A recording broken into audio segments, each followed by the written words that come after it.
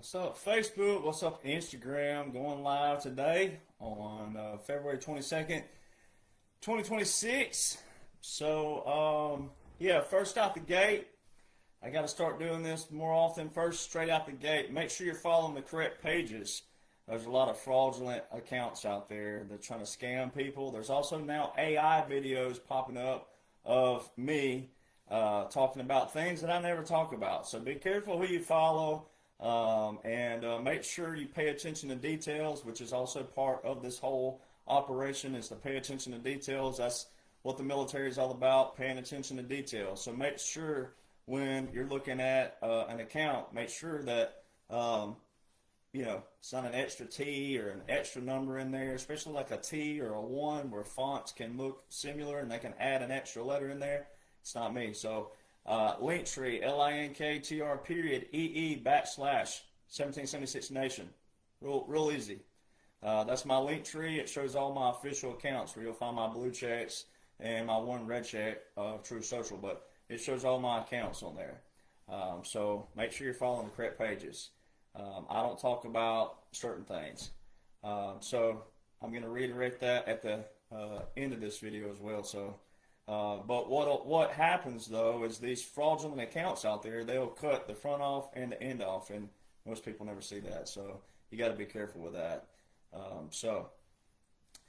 Well, it's highly anticipated that I do a live video on back to the basics, because right now where we are, especially in what people think is the quote-unquote second term, it's a second term only in the context for people who don't know what a specific military operation is out there that involves strategies and tactics from irregular warfare and unconventional warfare, government in exile, puppet government, and continuity government, and other things that entails. So I'm going to do a back to the basics. A lot of this I'm going to try to rattle as fast as I can, but it's probably going to be a long video just because so many people need to know what has already happened. And then listen very keenly and listen very carefully. So many people don't listen, they just hear. Because I can show you right now in this one video, I can show you that every mouth moving out there, majority of them you don't need to listen to. I think a lot of them are good people, but until they know exactly what's going on and it's not been hidden whatsoever, it's just all public. What it is I take every increment and intricate facet and put it all together in one location. That it seems jam-packed, and it is, but because it is jam-packed, once you do unpack all that via you reading, studying, and seeking to comprehend, once you see what I put in one video, you'll see what all the other people have not and do not show you. So why should they be the moving mouthpieces of our nation? They shouldn't be. Now, that don't mean I want to be the rest of my life, but if the good Lord says I will, I'll do. But so many people do not realize there's a finite blueprint in place. And once you read it, you can't unread it, you can't unsee it, you can't unknow it. There are verbal and visual validations daily. So all the arguing and fussing and bickering and whining and groaning and fussing and cussing and kicking and all this carrying on out there, it's so humorous to people like me that you don't need any of that. You don't have to have that. And if you truly want to know, deep down, you really want calm, peace, kindness, all that stuff, shut up. Read, study, comprehend, because the blueprint's there. President Trump gave it to you. Like a broken record. I do this every week because it's here. This has a blueprint. Now, if you can't afford these, I get it. But this is part 1, 200 pages. It's a workbook. This is part 2. Special operations heavy. Now, if you can't afford these, that's great, because every bit of these are on all my pages. Do I have a subscription? Nope, sure don't. And these videos on Facebook are not monetized. I don't monetize. I can't monetize them. They won't let me. But I wouldn't do it if I could, because I'm getting to serve beyond my service as a retired Army veteran. I'm getting to serve beyond my service, and that's enough fulfillment for me. All right. Most people buy those books because they want them to have for history's sake, because history is going to account for this dash right here. And guess who's going to be correct about every bit of it? But it's not because I'm correct for my sake. It's because this is a blueprint. I'm correct because it's a blueprint. I'm correct because it's our blueprint. Ours. Military first. And military's always had you, the people, at the heart, always. So, not worried about getting canceled. Never have been. Not worried about that because I was put here strategically. And when everybody's in an appreciative mode and a grateful mode, grateful, appreciative, and respectful, you'll find out how and who put certain people where and how. Until then, it's not even, you need to get with the program, as I say then. So I've got some notes, and I'm going to read from those because I'm going to stay on point as much as possible, rattle through these as quick as possible and as much as possible to show you that what you're watching is the most biblical, historical, monumental operation known to man, known to earth, known to the planet. I can also show you how most people are ungrateful, disrespectful, and unappreciative of the very things that they think they are. All those, they're not. They're not respectful, not appreciative, and not grateful. So I said this last week, and I've been saying it on podcasts, and I'm going to start emphasizing it because of where we are. This is where we are. But where we are right now, no one should be whining, bickering, complaining, fussing, griping, none of those. Where we are right now, in the 75 percentile, in reality, the 75 percentile of this nation, outside of your liberals who are in reprobate mind status, you can't tell them anything. That's why you have to show this stuff. But even a lot of rhinos right now are showing their colors because they don't know the basic foundation of this nation, the basic structure of this nation, the basics, much less anything that could be complicated. It's not if you'll just read and study the correct ways, learn some new study habits. But this is not difficult. But I can show you right now, that everything that you see in the quote-unquote news or social media, whatever you want to call it, not anything, not one single thing, I cannot put an emphasis on this, not one single thing that you see on the quote-unquote news is a Democrat doing anything in the lead, on the front.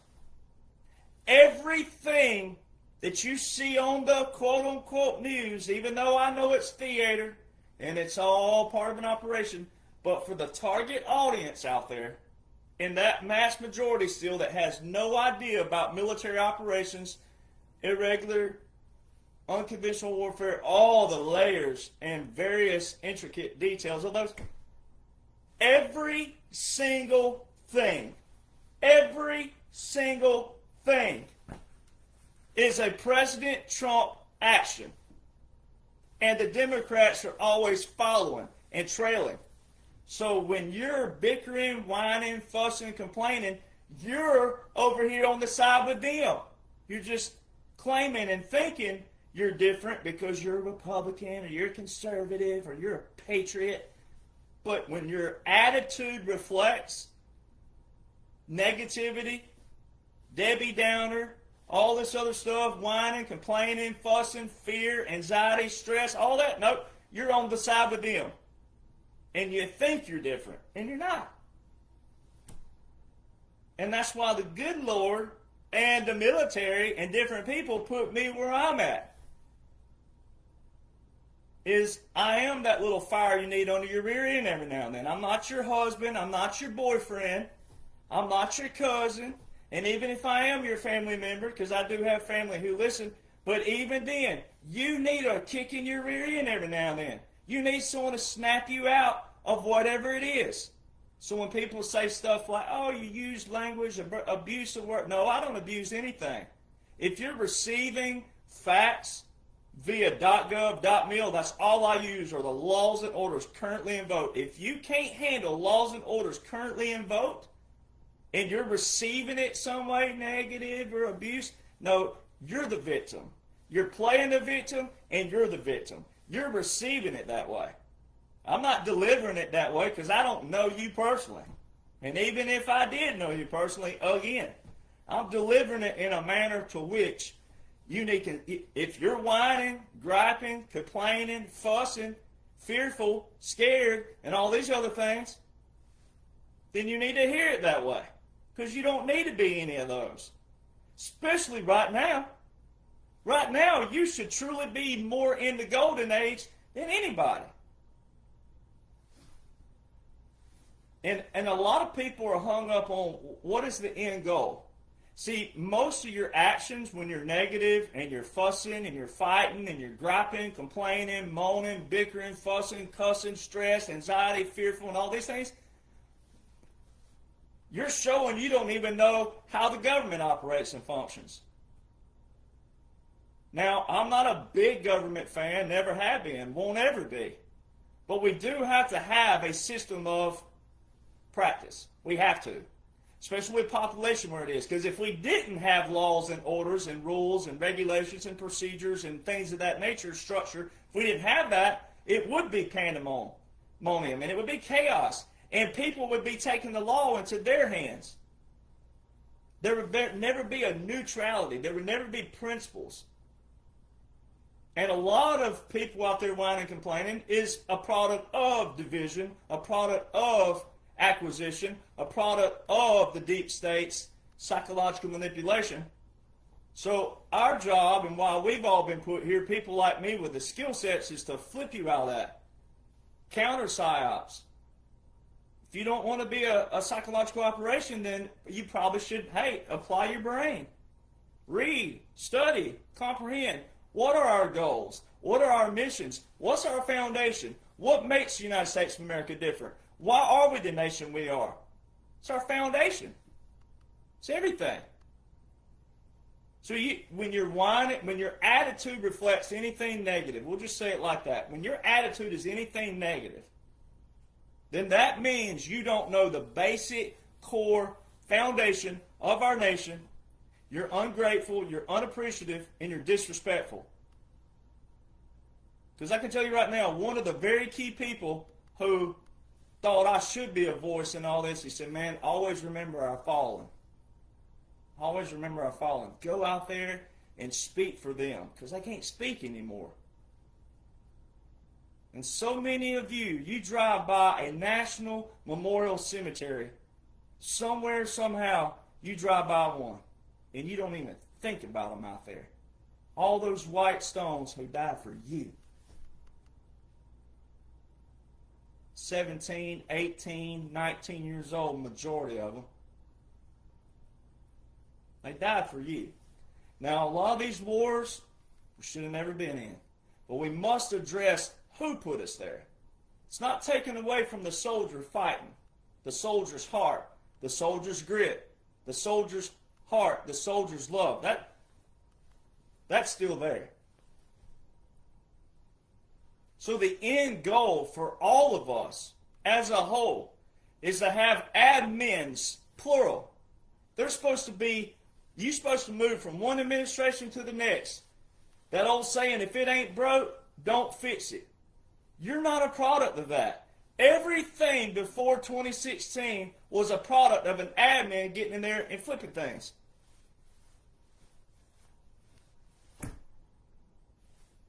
If it ain't broke, don't fix it. See, and people want to complicate things. And it's like President Trump said back in 2020. Even though he was referring to a specific question about the C word, right? He said the cure cannot be bigger than the problem. So take the word cure out for everything in life and put the solution, the resolution, the answer, the solvent, whatever word you want to put there, it works. The answer, the resolution cannot be bigger than the problem. And that's why so many people are struggling right now. The laws and the orders right now, you don't need 100 laws for one action. You need one law, one order, and enforcers.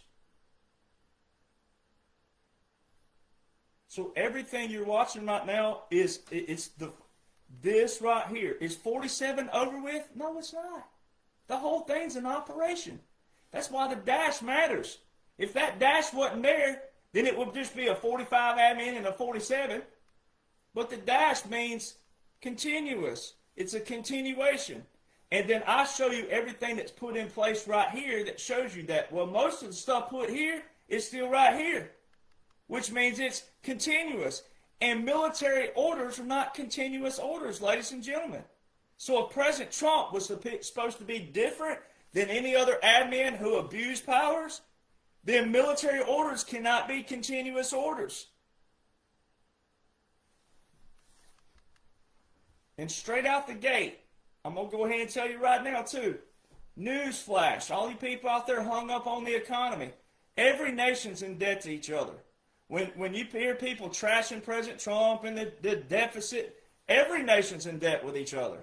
So see, that's not even the topic. That's not even anything remotely close to show you what's taking place. So see, so many people get hung up on things that don't even matter.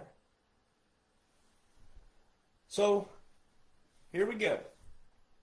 See, President Trump didn't become the threat in January 2025. You've been hearing me say this. He became the threat when he rolled down the escalator June the 16th, 2015. That's when he became the threat. And then it really became the threat on November the 8th, 2016. And then it went into action on January the 20th, 2017. That's when President Trump became the threat to all these people who do not have your best interest, who were trafficking, who were money laundering, who were lying, who were using all the same language, but psychologically manipulating you. Because they weren't doing that. With your taxpayer dollars, you've been paying them all these years. So, in 2017 to 2021, that whole period was the resetting of the legislative branch. Every aspect from 2017 to 2021 was a resetting of the legislative branch. The laws show this. Unique laws put into place, meaning executive orders, unique orders put into place, and actions. All through that time period were capitulations, which we're going to get to in a minute. Unique capitulations. There's no way, and I'm only yelling for fun reasons, to get into your brain, there's no way that President Donald John Trump went into all these nations just as another president, here's number 45. There's no way President Trump went into all these nations and did what he did if he didn't have a massive military backing him. And not just our military, world militaries. Now, until you learn and know and appreciate and are grateful and respectful to what irregular warfare is, what unconventional warfare is, what government exile is, what a continuity government is, what a puppet government is, till you appreciate all those and understand those the correct way, you're never going to appreciate what you've been witnessing until you learn those first. That's the key piece that every quote-unquote patriot's missing. That's why a lot of rhinos are showing their colors right now. And if they're not a rhino, they dang sure looking like one. So what a military government will do in this kind of facet, and this is called hybrid warfare because we're in a new war. This is a new war. It required all different kinds of strategies and tactics. They're all visual. There's all visual and verbal validation for every single thing I'm talking about, and I'm going to lay them out tonight. But just on the cusp, getting here right now, just setting this up for you, a military operation like this will provide an umbrella. It'll provide, if you will, like a globe, like a dome, all right? And you allow certain things to happen to an extent. And there's proof of this. I hate even, why do we have to have proof for you? Why does it have to be proof? And how did we get in a place in history where a retired military who knows all our laws and orders, but specifically for this blueprint and specifically for military and military government, etc. How do we get to a place where a veteran has to show you proof and then you still don't want to believe it? I mean, you talking about desperate times and desperate places where a veteran gets trashed and disgraced and mocked and ridiculed for showing you straight up what you can go put your eyes and ears on that is separate than quote-unquote politics? You want to know what kind of disgrace Americans are? That's a disgrace. Because no matter how many people trash it, it's still here, still there. And if 70% of America just had a 64th of my IQ, it'd be game over. Now, that's hard math for people out there because people weren't paying attention during school. Just a 64th, 1/64th of my IQ, it would be. So how did we get to a place where military laws, military orders, military first? Oh, because more veterans aren't saying what you want them to say? I'm sorry, more veterans don't know what's going on. Shows you where we got. It shows you what President Eisenhower warned the whole world about January the 17th, 1961. He warned you about it. He told everybody he didn't like where the military is going. Military-industrial complex. Money. People joining the military for money. Benefits, stability, housing, medical, dental, college, intents and motives. Very, very key. What'd you join for? What'd you serve for? I joined the military already having a college degree, but I enlisted. I could have gone straight to officer candidate school, warrant officer, but I enlisted with a college degree. Every veteran who understands that will know what my intent and motives were. Could have been money. Definitely wasn't money. My ASVAB scores up there had nothing to do with money, had nothing to do with benefits, not a thing to do with it. So when you learn to appreciate what the military strategies are and the tactics, and you appreciate them and know that they're not against you and they're not being used against you, and it's not a operation to deliberately scare you, if you get scared, that's on you.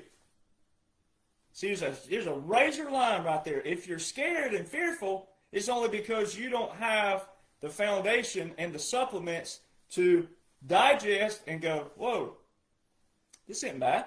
This is actually for me. So in a military occupation, which I can absolutely prove we're in, it's allowing your enemy to be trapped, but also to see what they're going to do. But you have to see it as well, because why? You have to participate as well. If every single American knew what I know, we would be golden triple age.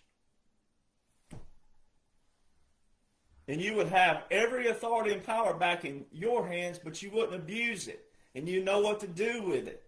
And you would operate and function daily. So what I'm getting at is retaliations. And there's two big key visuals that you all saw, and you didn't realize that once they, the deep state, once they did these things visually, they tried to pull off two of the most catastrophic events that could ever happen, and once they failed on it, bingo, you're done. We got you. And you witnessed it all. But there's proof that it was pre-planned and that the military, we put a dome around this thing, a shield, and we wouldn't let it get to a certain extent, but you still had to see it. Because once you see it, if you do dissent to it, which you should, these certain things I'm about to talk about, then you saw it though.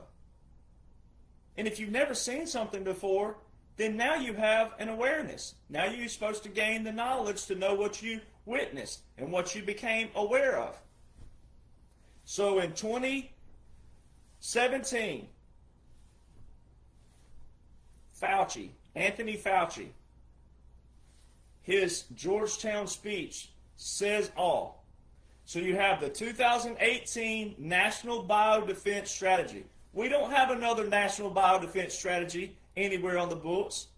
So how did President Donald John Trump know to issue a strategy for national biodefense? Now, every one of you, patriots especially, Republicans, conservatives, if you remember what you felt spiritually during 2020, if you'll go read this National Biodefense Strategy, you'll relive every single one of those emotions again. Then apply, though, that it was written in 2018. How did they know in 2018 what was going to be coming in 2020 psychologically and emotionally?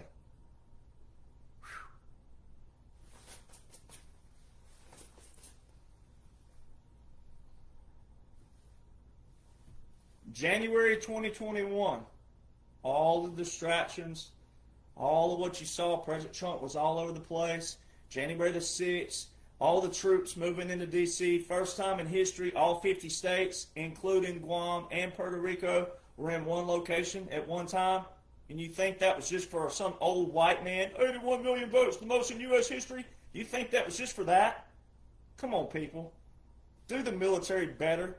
Come on, people. January 6th, January 12th, President Trump in Alamo, Texas. January the 13th, his speech about the 25th Amendment, which we're going to get to all these. Come on, people. But see, military. There were videos back then, now deleted because they were on personal phones, but they've been removed from YouTube because people like me, even though I already knew what was going on, even before 2021, my documents that people have read before these books stem from my documents. I put those documents out January 2021. How do I have documents already telling you what was going on from 2016, 2017, 2018, 2019? Probably because I was put here for a reason. Yeah. There were videos on YouTube popping up. I was sending them to my buddies who I didn't think were aware of it, because I know a lot of them weren't. They had no idea. They have no idea about me, intricately about me. Even my own buddies, some of them. I sent them these videos. I said, you know what this is? They're like, yep, looks like CRAM. Ladies and gentlemen, these were videos coming straight out of Washington, D.C. CRAM. You can look it up. It's new technology in the last 10, 12, 15 years. CRAM. It can intercept nuclear missiles. That's what D.C. looked like. All at night. Ladies and gentlemen, you have to have special clearance to enter D.C. Even aircraft, military aircraft, have to have clearance to go into D.C. All right. Those two are your canopies. Those were your biggest retaliations. And now we're going to get to the basics, and then we'll circle back to those shortly. So June the 12th, 2015, President Trump would be preparing for, we're talking about 4 days now. President Trump will be preparing to make this glide down the escalator to tell you, hey, I'm running for president. On June the 12th, 4 days before he took this escalator ride, a new law of war manual was issued. Military and federal lawyers took the law of war manuals from different nations, and they took the Lieber Code of 1863, they took the Nuremberg trials, they took the Hague Conventions and Geneva Conventions, and these other law of war manuals, and combined them and improved all the language and the verbiage in there, and they put out a new law of war manual 4 days before President Trump rolls down the escalator. June 16th, rolls down the escalator. February 2016, President Trump on the campaign trail out there. Obama was somewhere speaking. Obama said that they were going to shut down Guantanamo Bay. President Trump on the same day said, oh, and by the way, I heard someone talking about we're going to shut down Guantanamo Bay. No, we are not. We're keeping it open. How come Obama, how come he's signing an executive order to get this started? So from February 2016 to January the 20th, 2017, couldn't do anything. He said he was going to shut it down, didn't do a thing about it.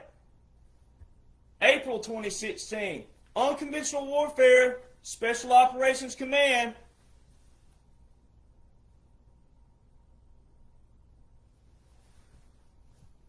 Special Operations Command puts out a new pocket guide on conventional warfare. It was updated. So there's a pyramid in there. And that pyramid is for revolutions. And every line on that pyramid, most of it is covert operation, clandestine, meaning you don't know about it until we want you to know about it. The top portion is the overt, which means that's when you can know about it. Majority of that pyramid is in the clandestine, in the covert. Go read those lines in there. But one word, uno, one word changed on that pyramid. One big key word. There was another pyramid put in 1966. Ladies and gentlemen, if you know anything about special operations, JFK was the sole leader of the special operations. And he thought special operations should be in every facet of the military. My dad, he's a dad, he's not just a father. But my dad was in the very first Special Operations Command in the Air Force. My dad. 1966, this pyramid comes out. The word then was agitation. The word that changed in the 2016, assassination. Strategies, baby. Changing our strategies a little bit. Where y'all could boo-hoo over someone he thought was assassinated. All strategy. If you love the military like you think you do, if you appreciated the military like you think you do, if you were grateful for the military like you think you are, you should probably want to learn some military tactics and strategies, laws and orders. May 2016. Of all these, so think about what I just listed out. All these took place. And then May 2016, out of nowhere, the United States Supreme Court with Ginsburg, the more liberal Supreme Court, out of nowhere, they're clarifying that military courts and military laws are separate from federal courts and laws in the Military Justice Act of 2016, which was put into the 2017 National Defense Authorization Act. Who was the president in 2017? Military Justice Act. Key changes and features. Military judges are empowered to issue investigative subpoenas, warrants, and orders prior to the formal referral of charges. Ooh! Oh, we can send you a subpoena without telling you what you're being charged of? Courts martial structure. The Act expands the use of military magistrates and introduces new, streamlined, listen, judge-alone special court martial options.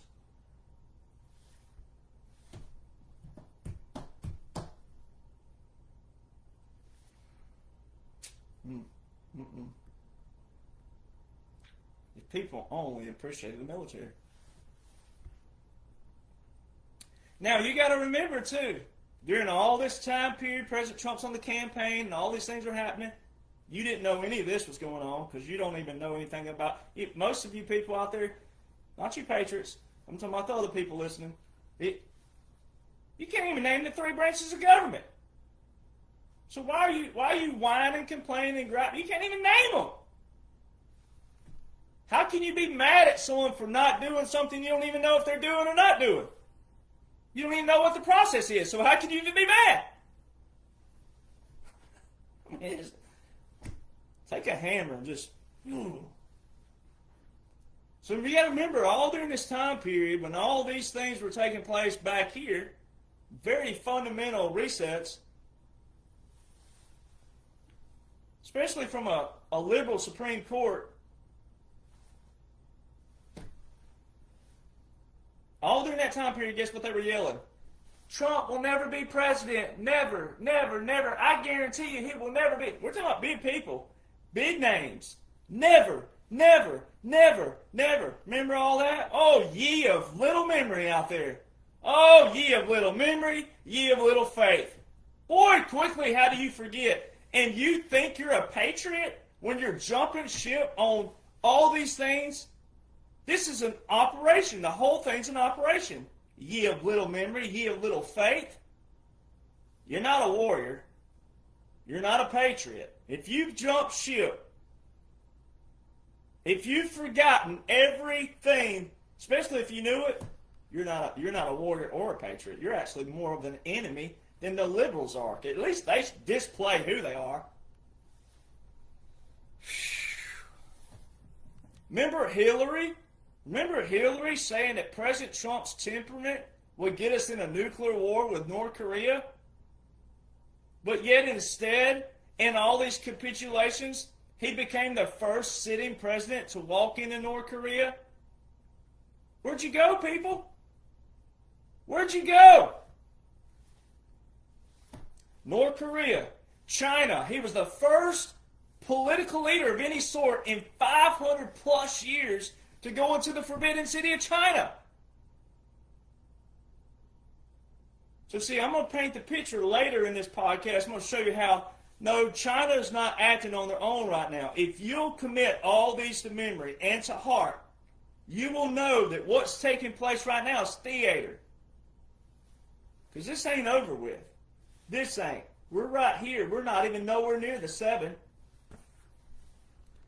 Japan. It's supposed to be the emperor that hands the trophy first. And President Trump, Saudi Arabia, they crowned him a king, had the sword dance. India, Modi, Prime Minister Modi, praised President Trump. Hungary, Viktor Orban. Viktor Orban from Hungary, which we're going to get to him in a minute. Brazil. We're going to get to Brazil in a minute. Russia capitulated. Soccer ball. July 16, 2018. Soccer ball. Helsinki, Finland. Syria. President Trump just a couple of days ago said, well, I put the leader there. He's my leader. I put him there. Come on, people. That's a supreme commander. Israel. Netanyahu capitulated. A lot of you out there are failing in the Israel world. Oh, boy, are you. The outliers are Argentina, Venezuela, Ukraine, and Iran. Well, 3 of those straight off the gate are in executive orders with national emergencies from whom? Jimmy Carter and Obama. And then Argentina, it's an outlier because that's the president, the prime minister, president, who was standing on the stage when President Trump just walked out there and just slapped him, and then he kept right on walking. The guy standing there like, what do I do? Now, here's where we start rattling, and I'm going to break down some of them, but most of them I'm going to rattle. January the 17th, 2017, a Federal Continuity Directive 1 was reissued, which would be continuity of operations, continuity of government. A new manual, updated. On the same day, the military updated their manual called Joint Operations 3.0. January the 20th, 2017, President Trump's taking his oath. when he raises his right hand. You got to look at the ruffles. Four of them. As soon as Hail to the Chief starts playing, the 21 gun salute starts. And they show you the 4 cannons, 21 rounds at Arlington. Excuse me, not at Arlington.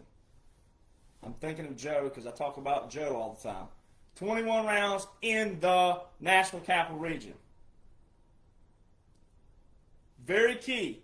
Then they show Arlington later, where he takes the wreath and he pushes the wreath back. When he takes his oath, though, right when he says we're giving the power back to the people, military walks down behind him with these insignia on their caps. Military intelligence and Judge Advocate General. Who collects evidence in the military? Intel. Who puts it in court? JAG. President Trump swore in at 12:01 p.m. Eastern Standard Time. All those are key. So the 4 ruffles, 21 rounds in the National Capital Region, 4th ruffle, Hail to the Chief, dum, dum, dum, dum, dum. On the 4th one, Hail to the Chief, and the 21 rounds instantly. And everybody before President Trump, all the way back to Nixon, you can get on YouTube and find and see. They didn't show Jimmy Carter's cannons, but you can hear them in the background as soon as he took his oath, which I wouldn't have shown his sorry cannons either. But that's just me. You can like him if you want to or whatever. I'm not here to debate that. June 13th, 2017, Federal Continuity Directive 2, which would be your implementation of the other one. The other one's like an overall manual, and FCD2 would be like your implementation of those. June 13th. So a new manual that coincides with FCD1, FCD2. June the 16th, 2017, Joint Planning 5.0. So there's your planning portion of the military with the federal. December the 20th, 2017, President Trump issues his first executive order with a national emergency. This is the portion for human rights, which would encompass all things with human rights, trafficking, etc. All forms of trafficking.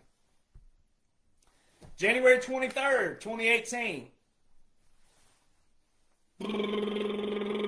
Hit that drum roll, baby. The first tariffs were January 23rd, 2018 put on China. Guess who continued those 4 years in a row? Quote unquote Joe. We're going to get to that in a minute. We're just rattling off things that you missed somehow. The tariffs were first put into place. And the tariffs to present day, all them. They were continuous. The new tariffs that President Trump's about to issue, the new ones, are starting whenever he invokes those. But all the others in place, January 23rd, 2018, and a lot through 2018. There were a couple in 2019, but they're the same tariffs. January the 30th, 2018, Executive Order 13823. President Trump revoking, it's a revocation, revoking Obama's executive order to shut down Guantanamo Bay. President Trump revokes Obama's and says, going to keep it open. Now, how come, quote unquote, Joe couldn't revoke President Trump's executive order? Do you not know? Did you not listen to quote unquote Joe? Most of his campaign during 2020, most of his campaign was talking about shutting down Guantanamo Bay. Why didn't he shut it down? If you think Joe is real and you just want to keep crapping on the military, you want to keep crapping with your disrespect and your ungratefulness and your unappreciation of the military, then why didn't quote unquote Joe shut it down?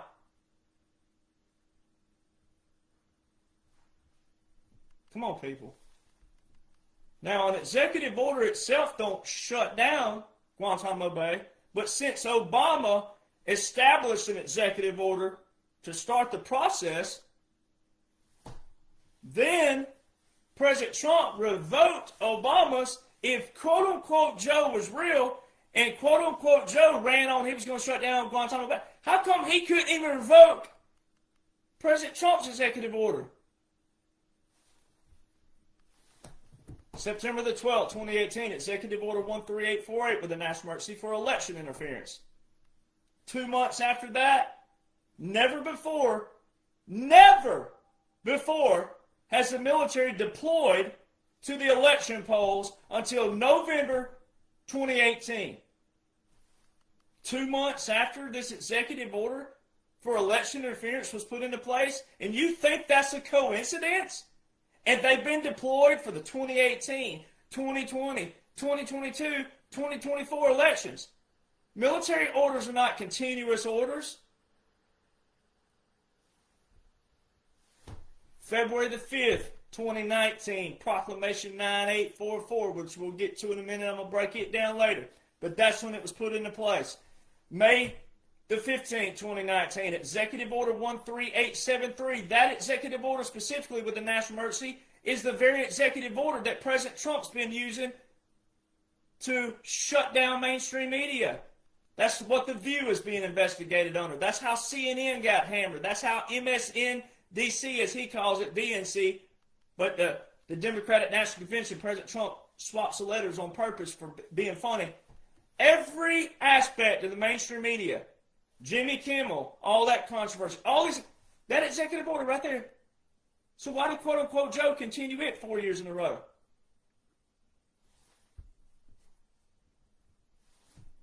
I can humiliate and embarrass everybody. December the 20th, 2019, Section 1550 was temporarily added into the War Powers Resolution Act of 1973. But it says temporary. But it hasn't been revoked. And that's the very key order when the liberals out there, oh, President Trump has to have congressional authorization. And what did President Trump just say yesterday in his press conference? I have congressional authorization. That's it!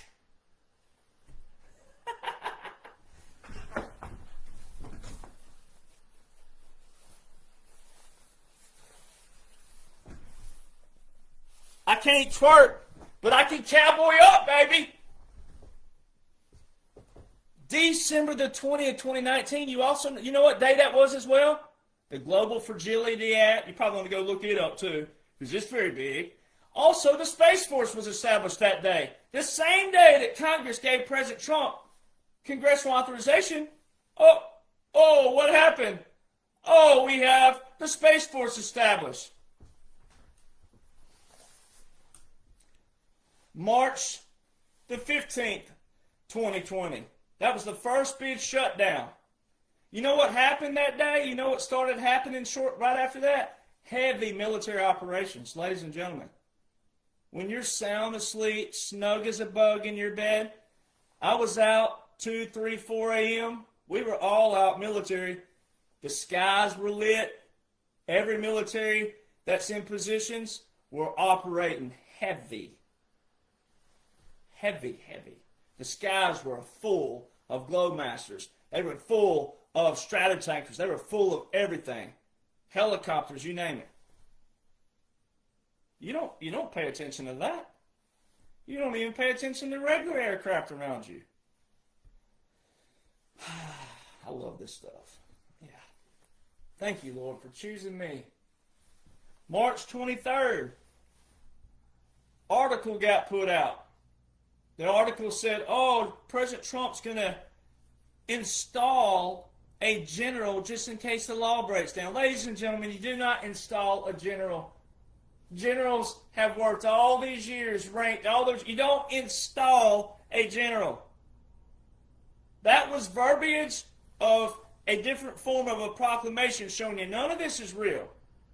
It's real operationally for the ones operating, but for you, it's not a fear tactic. You shouldn't be scared. You shouldn't be fearful. You shouldn't be negative. You shouldn't be whining, complaining, griping, fussing, moaning, all these other things. If you knew what you were supposed to know, and what you can know, and what you should know. March 27th, 2020. 4 days later after those articles, Executive Order 13912, President Trump federalized 1 million reserve components to active duty. Also in that executive order, four invocations of Coast Guard being voluntarily and involuntarily called back. There have been heavy Coast Guard operations with the Navy. I have all of them documented. They're in the documents, they're in the books. Striker teams from San Diego and Cape Cod, Massachusetts, Mobile, Alabama, and Miami, Florida. They were stationed there and still there, a lot of them.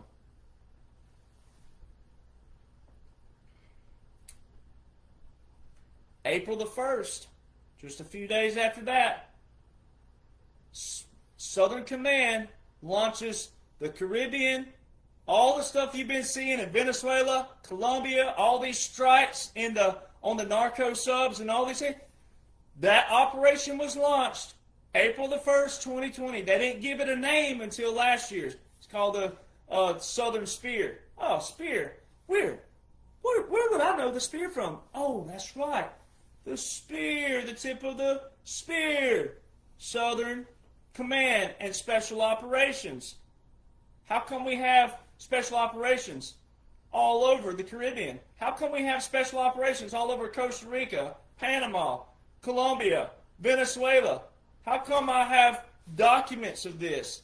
Documents, timestamp. You can't argue with that. April 30th, 2020. President Trump, Executive Order 13919. Another portion of Title 10 was invoked. So in Executive Order 13912 on March 27, 2020, Title 10, Section 12302, and in Executive Order 13919 was Title 10, Section 12304. It requires 2 years planning. What part of this is not pre-planned don't people understand?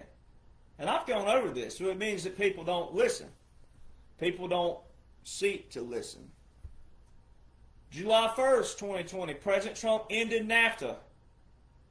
Remember all the liberals? Patriots, remember that? Liberals were furious. Democrats were furious.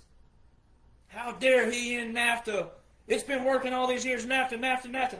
How come, quote-unquote, Joe didn't revoke the USMCA and put back NAFTA into place? Come on, people. It ain't difficult. Not one single thing. Let me reiterate while we're here along the way. Not one single thing the liberals are whining, complaining, griping, fussing over. Not one single thing is a Democrat in the lead. Everything they're whining, griping, fussing over is because it's already been done and there's nothing they can do about it. So why are you whining and complaining? July 1st, 2020, USMCA was established, ended NAFTA. July 14th, 2020, Executive Order 13936 with Hong Kong.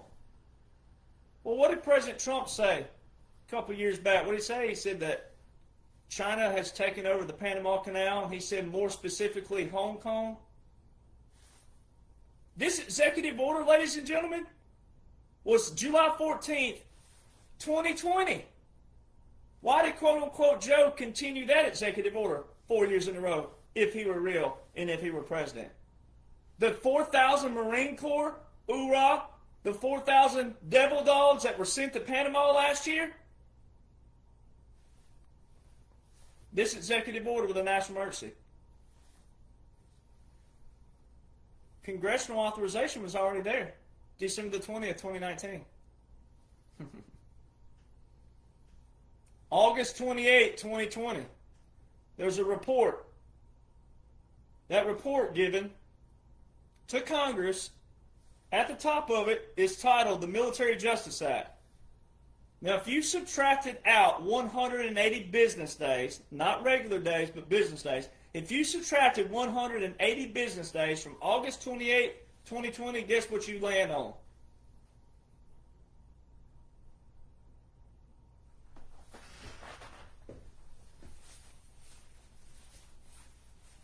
December the 20th, 2019, which is the congressional authorization.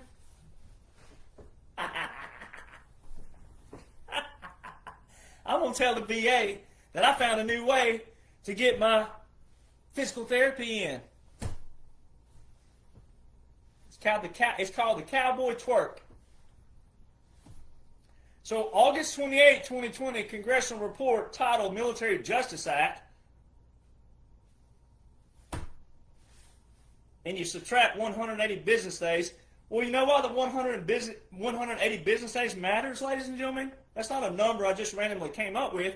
When you go read Section 1550 of Title 50, Chapter 33, Chapter 33 is your War Powers Act. Title 50 is your War and National Defense Codification. When you go read that section, that congressional authorization that President Trump has, it says in the first 180 days, after December 20, 2019, and every 180 days thereafter, there should be a report to the Congress. Presidential report. And it's titled Military Justice Act. What a coincidence that is. Let me get in my President Trump voice as best as possible. That would be your Military Justice Act, the very beautiful Military Justice Act from the more liberal Supreme Court from May 2016, who just randomly out of nowhere says, we need to clarify that military courts are separate from federal.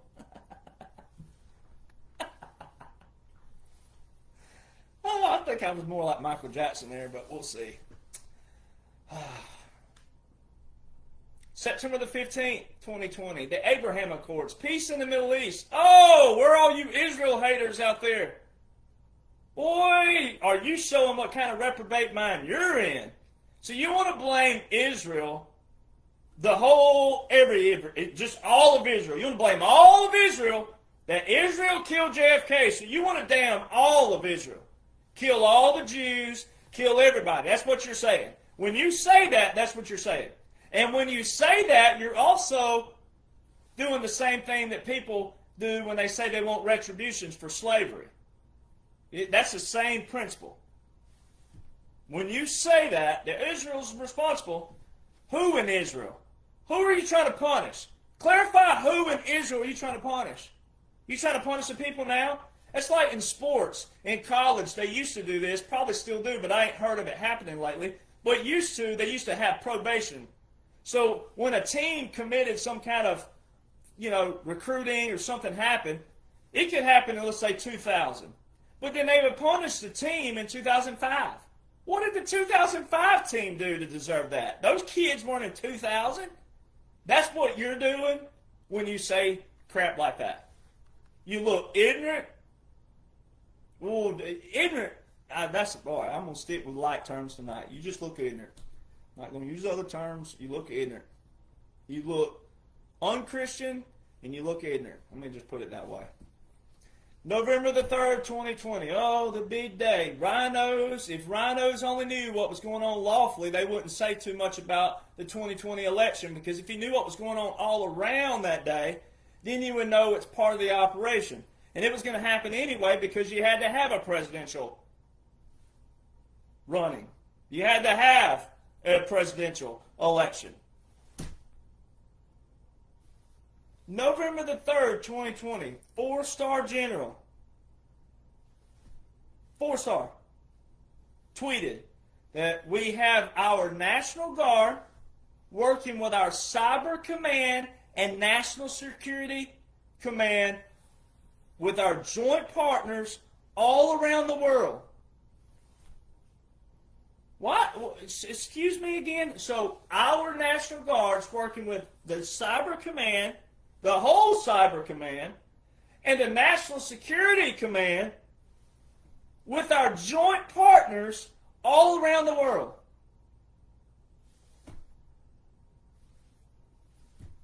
And they've been active in 2018 election, 2020, 2022, 2024. Ladies and gentlemen, you have a breakage right here.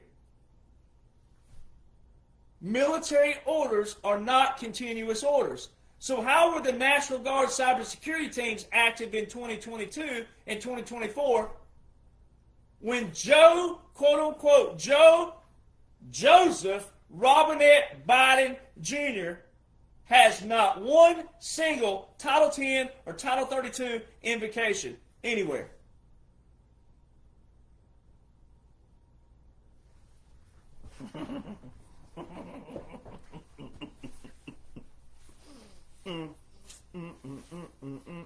Eyes up here, ladies. Eyes up here.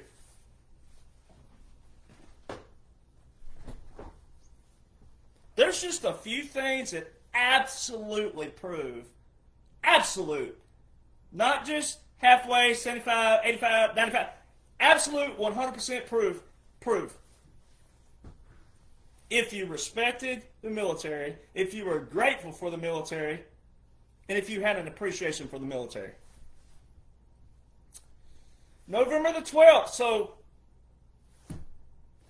the people that thought, oh, we lost, he was stolen, it was stolen, wait, nothing changes till we finish 2020.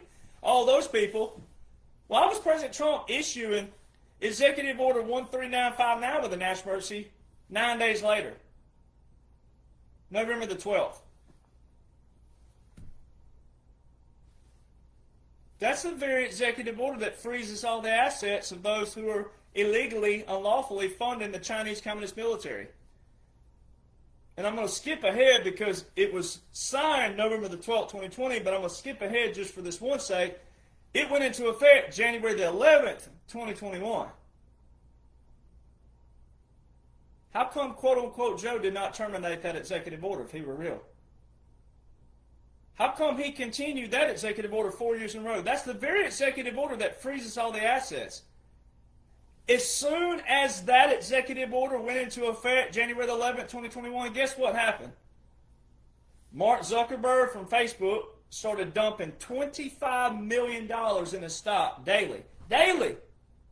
$25 million daily in stock. This is on Yahoo Finance, by the way. This is all... You could have known this. GameStop was losing their rear end. What was GameStop? That's the weirdest commercial during the Super Bowl. The Super Bowl that year, GameStop had a commercial. They're trying to save their rear end because of visuals, marketing. Hey, come buy from us. We're losing our butts. Jeff Bezos stepped down from Amazon. When I was doing my master's degree in business at Colorado State, we were studying Bezos because he had bought the Whole Foods. He wanted to put his logistics, what he did with Amazon, he wanted to do that in the Whole Foods to compete with Walmart. He wanted to overtake Walmart's GDP. He wanted to be the biggest, obviously, billionaire in GDP. He had just acquired all these things to set this up. And he's stepping down from Amazon for philanthropy reasons? Immediately after you have an executive order that could absolutely tie to him when we know it did? Warren Buffett left the Bill Gates Foundation. Bill Gates and his wife announced his divorce. There's a lot of other things that took place on the stock market and a lot of Fortune 500 companies. A lot of them. Big corporations. Big CEOs, CFOs. Also, all during this time period, all of your people that President Trump was nominating and saying was not going to be up for elections. They weren't rerunning. Ye of no faith, and ye of little memory, and ye of no appreciation.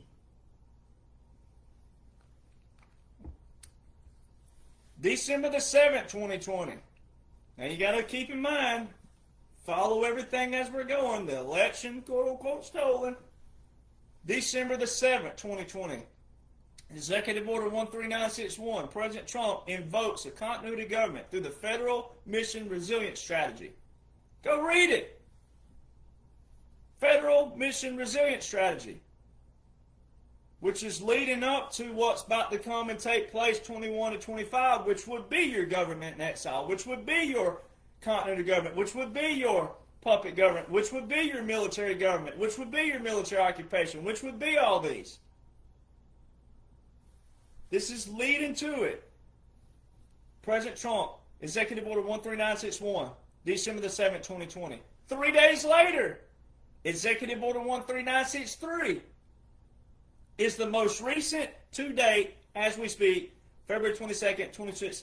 It's the most recent order of succession with the Department of War.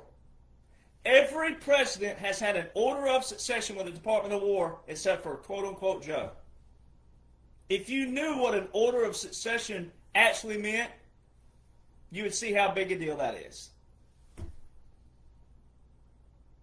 December the 14th, 2020. President Trump filed via the state of Texas, one of my states, via the state of Texas through the United States Supreme Court. He filed a lawsuit versus 7 states. What are the odds that the 7 states of the 2020 election were the same exact states of the 2024 election? Never before in history. That is the exposure of the deep state. That is the exposure of the Smartmatic, the Dominion systems, all of it. Now I'm going to read you a tweet that President Trump put out August the 18th, 2023. Why should I have to defend myself from bogus indictments and numerous other lawsuits, all of which have been brought and coordinated by the person that I'm running against and leading in the polls, crooked Joe Biden? This is an unprecedented situation that cannot be addressed individually, but only as a whole.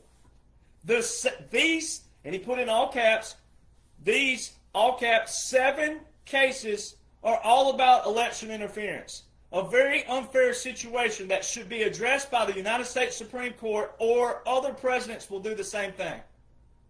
Now that tweet right there, ladies and gentlemen, was August the 18th, 2023, which would be a year and that's a year and 3 months before the election. You wonder why I'm pausing on Instagram? I'm pausing on Instagram because I'm all over the target here. That tweet, August, it's pausing again. I'm going to give it a chance to. That tweet, ladies and gentlemen, said 7 states. That's the 7 states from December the 14th, 2020. Now do your math. That was August 2023 when he tweeted this. In November 2024, he won all those 7 swing states, the same 7 swing states. Did you not hear what it said about the Supreme Court should address that?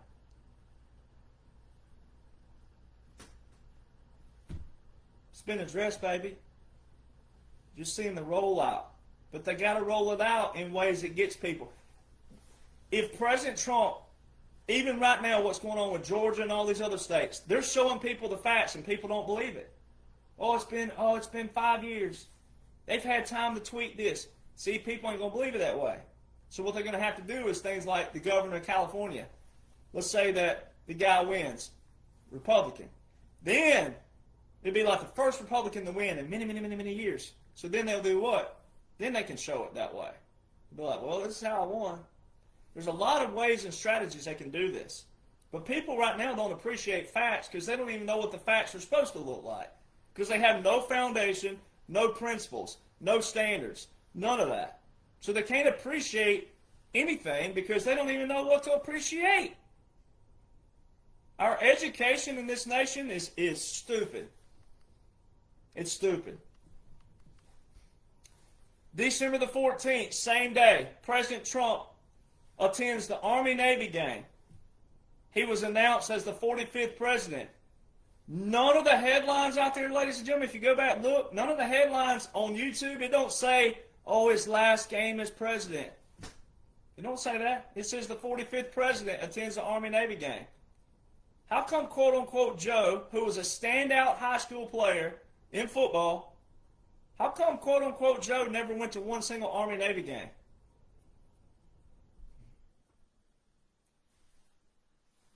Come on, people. If President Trump and all the other presidents can attend those, that it's up for attending. Has nothing to do with policies and, oh, I got to do something, I'm busy that day. A guy who was a standout high school player, according to when he was younger, before he was a dumbass and before, all the other stuff. You know what his nickname, though, was in high school, ladies and gentlemen? His nickname was The Dash. Look it up. Can't make this stuff up. January the 1st, 2020, Reconstitution of the Executive Branch.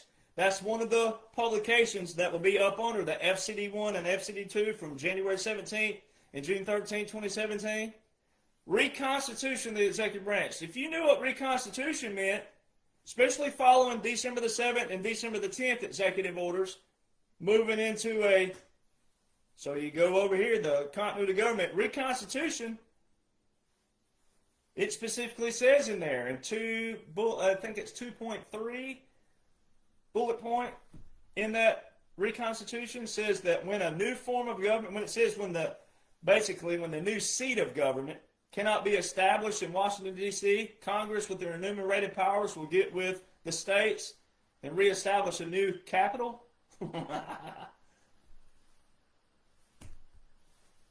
I mean, yeah, that's what they're saying. Why would President Trump file through the Supreme Court of Texas, a state he's never lived in? Why not the Supreme Court of New York? Why not the Supreme Court of Florida? I mean, come on, people. Why is it the Supreme Court of Texas? January the 6th. Oh, the big day. January 6th, 2021. Most people thought that was just President Trump versus Joe Biden because of what happened on November the 3rd. They had no idea that January 6th is the actual day that you tabulate the electoral votes. So the Executive Order 13848 plays a big role in this. When you go read the line in there, it says, although no foreign power has altered the outcome or vote tabulation in any United States election. That's a key line out of that whole Executive Order. Although no foreign power has altered the outcome or vote tabulation in any United States election. So on January the 6th, what you witnessed, if you go back and watch the original footage, there were two objections that took place. First time in U.S. voting history, two objections took place. And VP Pence asked, were the objections put in writing? And they said no. Why didn't they put them in writing? They objected to it. Why didn't they put it in writing right there? When you put it in writing, as prescribed by Title 3, Section 15, it says that you break for 2 hours. So you'll break for 2 hours, and then they'll assess what took place. Well, the objection took place in the state of Arizona, all right, which was one of the 7 swing states. There's one of the 7. Arizona was the first. So Alabama and Alaska got through their votes for President Trump. First one out the gate, Arizona. Objections. They said they didn't have them in writing, so they just kept right on going. That's not the case, ladies and gentlemen. That's not how that works. That's not even procedure. How can you have something in writing already before you object? What if they would have overthrown the government then and what if they just said, we don't hear your objections? I mean, there's a lot of variables there. So they objected. Then when they were on the microphone, no, they didn't. They could have put it in writing right there. Plus, that's what President Trump was doing, filing for the Supreme Court in December of 2020. That's when the delegates had to have their votes in for tabulation day. So even if the writings would have been pre-planned, and then all the liberals were saying also what? They were saying that President Trump can't do that he can't fire a delegate. Yes, he can. If a state votes for a president and the delegates don't vote the way the people voted, yeah, he most certainly can replace them. Yes, he can. Anyone who argues that should be slapped to Tulsa and back. Then also, to prove all this, to prove that portion that I just stated, all those facts, for visual sake, this ain't real, but for visual sake, in 2022, What did Congress do? They changed the Electoral Count Act, and they made it the 2022 Electoral Count Act, where you have to have 1/5 of Congress to object, versus just one representative and one senator. You have to have 1/5 of the House and 1/5 of the Senate to object. See? So they show you via their actions, even though I know that was in a puppet government, but for the people that don't know that yet, they show you via what they did over here that, hey, we got to change this because... So January 6th wasn't what people thought. January the 12th, President Trump said Alamo, Texas. That was a visual, but you got to know history. He wasn't at the Alamo in San Antonio, but he was at Alamo, Texas. So there's the Alamo connection, and the wall was behind him. That was a visual of there's a line being drawn in the sand. And it was a visual showing you what's about to take place if you know the laws and the orders, if you know strategy and tactics. There's a line in the sand. And he said that your great-great-great-great-grandchildren will live to talk about it. Woo! Your great-great-great-great-great-great. So, it was a visual. The Alamo, Alabama boy. Alabama boy, born in South Carolina, but he grew up in Alabama. William Barrett Travis, the hero of the Alamo, who wrote the letter, Victory or Death. He told his men, he said, you're going to die right here. We're surrounded. But you can die a hero. Alamo, the line was drawn in the sand. And most Texans love the Alamo more than anything because of that. Those guys didn't have to fight for Texas. The war was over. They didn't have to fight. The Pony Express didn't get there in time enough to tell them, hey, you don't have to fight this thing. Raising a white flag don't mean you're a coward. They still fought it, and they all died right there. January the 13th, the next day, President Trump told you, this is very key, President Trump said specifically, the 25th Amendment is no concern to me, but it will come back to haunt Joe Biden. He said that way back then. And that's very key because all throughout July 2024, all the way to January 20th, 2025, Joe Biden was nowhere to be found. And I'm going to get to that in a minute. We're going to talk about that in a minute. And then the most beautiful sight of all, January the 20th, 2021. Now, I flubbed up on the first part of this because I'm always talking about this right here. President Trump, every president from President Trump 2017 all the way back to Nixon, you can see on YouTube. And I said when I was doing the spiel in the very first part of this video, I've talked about this so much that I said that on the fourth ruffle, cannons at Arlington. The only cannons ever shown at Arlington were for quote-unquote Joe. All right? The only cannons ever. Every other cannon that you see with President Trump back to Nixon are in the National Capital Region, not at Arlington. And it's 4 cannons, 21 rounds. It's 4 cannons that does a 21-gun salute firing for the inaugurations. It's the official presidential salute battery known as the Old Guard. They're the 3rd Infantry Regiment. They're the oldest unit in the United States Army to date, 1784. They didn't mess this up, ladies and gentlemen. So on January the 20th, 2021, this was your key visual, that what you're about to witness from 21 to 25 is not real whatsoever. I've had people put angry faces, patriots put angry faces on my post about this. There's nothing to be angry about. They weren't disgracing the military. You are when you do that. They're not disgracing the military. This was all pre-planned. This is President Trump and the strategic plan to show you that this is not real. It's the draining of the swamp globally. So this was a visual for you to chew on to show that, hey, you may not know everything, but guess what? I do, and a few of us do, and it's all okay. This is all operational. On January 20, 2021, quote-unquote Joe raised his right hand at 11:48, 11:47 a.m. Eastern Standard Time, which is a violation of the 20th Amendment. If you watch Melania's new documentary, it specifically says in there, she says, my husband we cannot move in until 12:01 p.m. Eastern Standard Time. Come on, people. This ain't difficult. Every other president swore in at 12:01 to 12:05 p.m. Eastern Standard Time, except for quote-unquote Joe. That was a visual. They played Amazing Grace. They didn't play Oh Happy Day and all the other stuff. They didn't play no ghetto rap music or anything like that. No, we had to sing Amazing Grace, a funeral song for quote-unquote Joe that got 81 million votes sitting in his boxers, in his whitey-tighty boxers down in the basement. We can't get no happy song? Come on, people. Then they didn't show a review of the troops like they're supposed to do. All the things are backwards.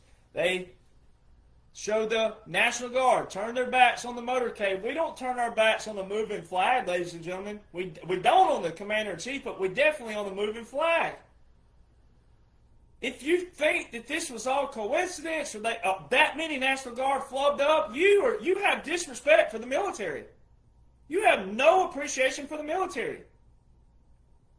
The first time in United States history, the National Guard just decides to all screw up on the same day, and every other military that was there, 50 states, first time in U.S. history, 50 states were in one location, including Guam and Puerto Rico. 50 National Guard states? Come on, people. Stop disrespecting the military. Have some faith. Get you some attitude. Learn to cowboy twerk or do the Trump dance or put them together. You're watching the most biblical, historical, monumental operation known to man take place. And it's all right in front of you. When he raised his right hand, you did hear the four ruffles. You heard four of them. And you heard an audio playing of Hail to the Chief, but where were the cannons? Where are the 4 cannons, 21 rounds that every other president received? That is Army Regulation 600-25. Every bit of everything you witnessed on January the 20th, 2021 was a violation of Army Regulation 600-25. They showed 3 cannons at Arlington. That's a funeral service. Then they showed the soldiers standing around, moving around. A lot of them need Ozempic. I'm not fat shaming. If you're fat, own it. Call yourself pleasantly plump. Own that you're fat. I'm not making fun of fat people, but if you're fat, then own it, baby. You're pleasantly plump and be proud to be. But these boys, these quote-unquote men, were fat. They're what they call out of tape. They can't make tape. If they were actually in the military, they wouldn't make tape. That's a military thing. That's what headset has been cracking down on. Because it can't make tape. They're out of shape. They can't make tape. But the thing that shows they weren't real is their ranks. Their clothes. None of those were regulation uniforms. And they were moving around. We don't do that. Go watch the official presidential salute battery on YouTube. You want to see finesse? You want to see what structure looks like? You want to see what camaraderie looks like? Go watch YouTube and watch the official presidential salute battery. That was not them. They told you that day that the official presidential salute battery was with President Trump at Joint Base Andrews with the 4 cannons. 4 cannons at Joint Base Andrews same day was with President Trump. And they told you this is the official presidential salute battery. The old guard, the 30th Infantry, those little dweebs that were with quote-unquote Joe were actors. And Army Regulation 600-25, 2-3 cannon salutes. There's to be a commissioned officer present. There wasn't a commissioned officer. How do you know? Rank, insignia. None of them had an officer. None of them.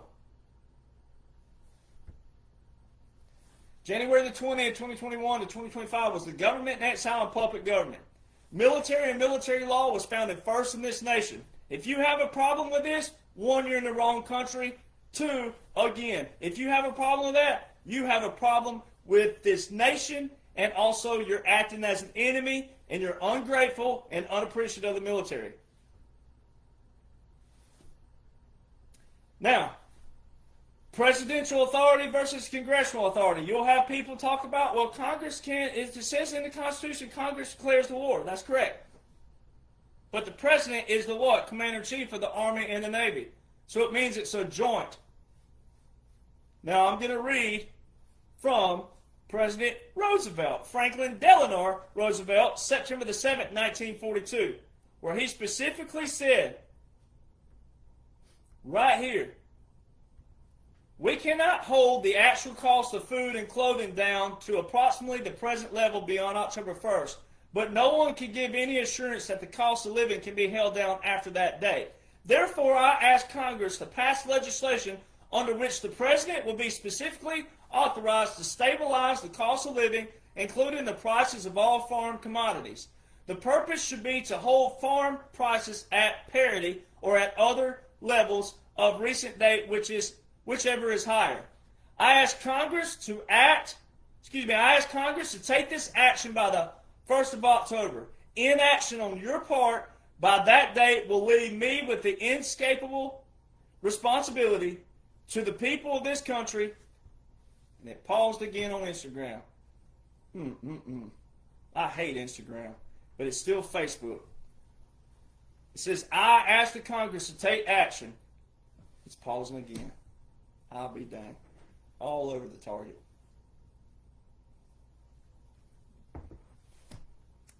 Inaction on your part by that date will leave me with an inescapable responsibility to the people of this country to see it that the war effort is no longer imperiled by the threat of economic chaos.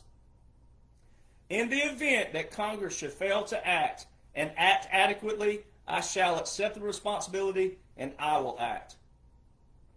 So see, that right there, and you saw what Roosevelt did.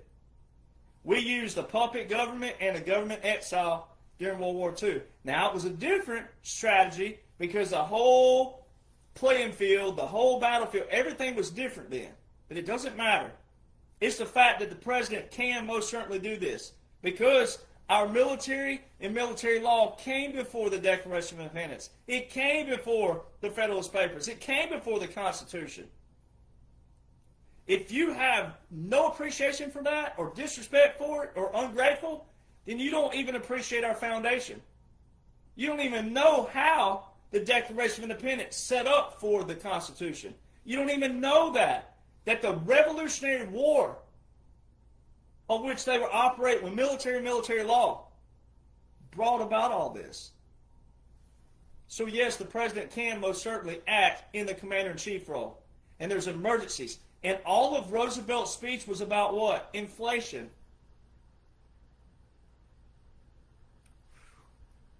He told me, thought we didn't have inflation then. Well, we most certainly did.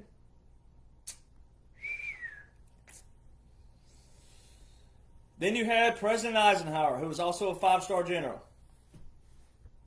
He established two things, and they go together. You cannot separate them. They go together. Presidential emergency action documents, which are executive orders, national emergencies, proclamations, and treaties, but they're pre-planned, meaning they're already written and signed, meaning we already know what's going to take place. We have them. Hopefully we don't need them, but if we do, we got them. Coincidingly and conjointly, a continuity of government plan. And the original plan of the continuity government portion would be businessmen at that time, sorry ladies, but businessmen and veterans. Now there's three kinds of military jurisdiction, and I'm going to read those as well. Three kinds of military jurisdiction. There are, under the Constitution, three kinds of military jurisdiction. One to be exercised both in peace and war, another to be exercised in the time of foreign war without the boundaries of the United States, or in time of rebellion, here we go, or in time of rebellion and civil war within states or districts occupied by rebels treated as belligerents.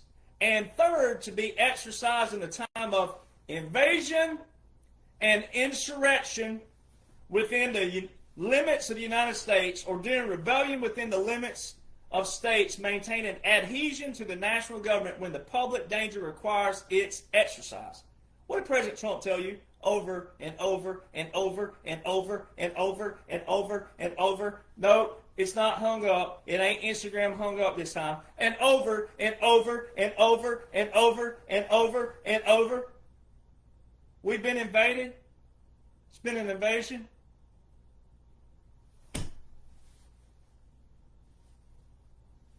The first of these may be called jurisdiction under military law, and is found in acts of Congress prescribing rules and articles of war or otherwise providing for the government of the national forces. Where? Acts of where? Congress? That don't say the president. It says acts of Congress. And what does President Trump have December the 20th, 2019 again? Has a what? Congressional authorization? You can now shut the you-know-what up, people. All you negative, all you Debbie Downers, all you want facts, you got them. Apply them. The second may be distinguished as military government. Superseding as far as may deemed expedient the local law.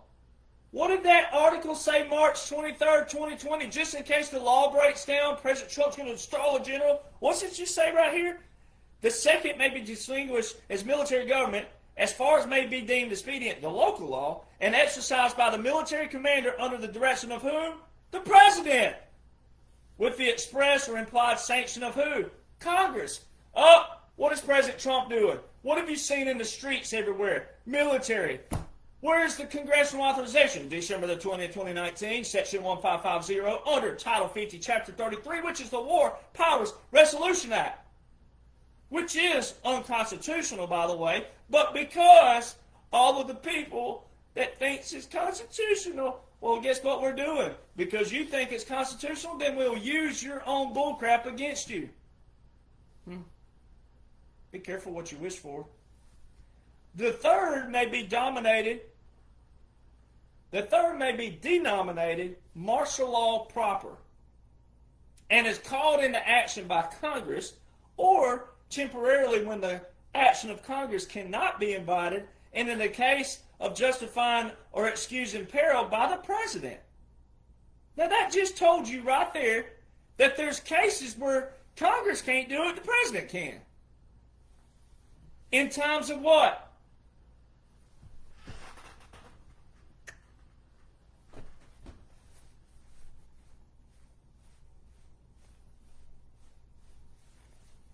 It says in times of insurrection and invasion that the president can call in martial law proper.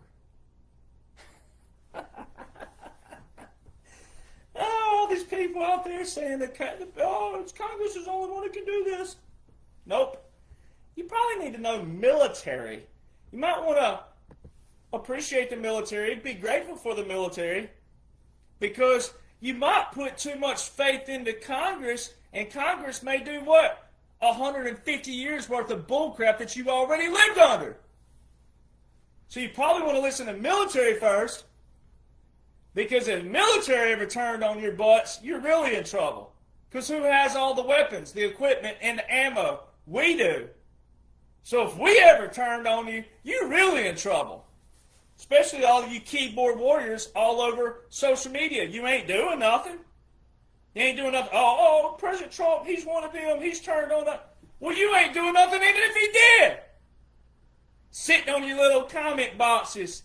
What you gonna do? Ball up in a little ball in the corner of your house when the big bad wolf comes knocking on the door? I'm like Jerry Clower now. Military government. Now watch this.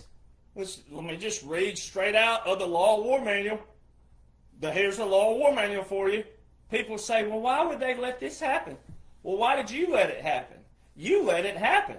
If you're making that comment, you're the reason it happened. You're the target. You're the root source. You're the point of contact. Look, it freezes on Instagram when I'm on a roll, baby. It freezes on Instagram.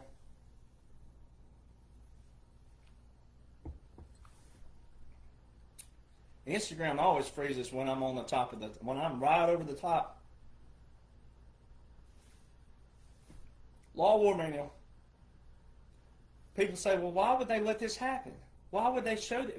Because you had to see it. You have to be a participant. Either you're a participant or you're a recipient. Now, everybody's receiving, per se. Not operators, though. We're delivering. We're giving it to you. What do you do with it? This is straight out of the Law War Manual.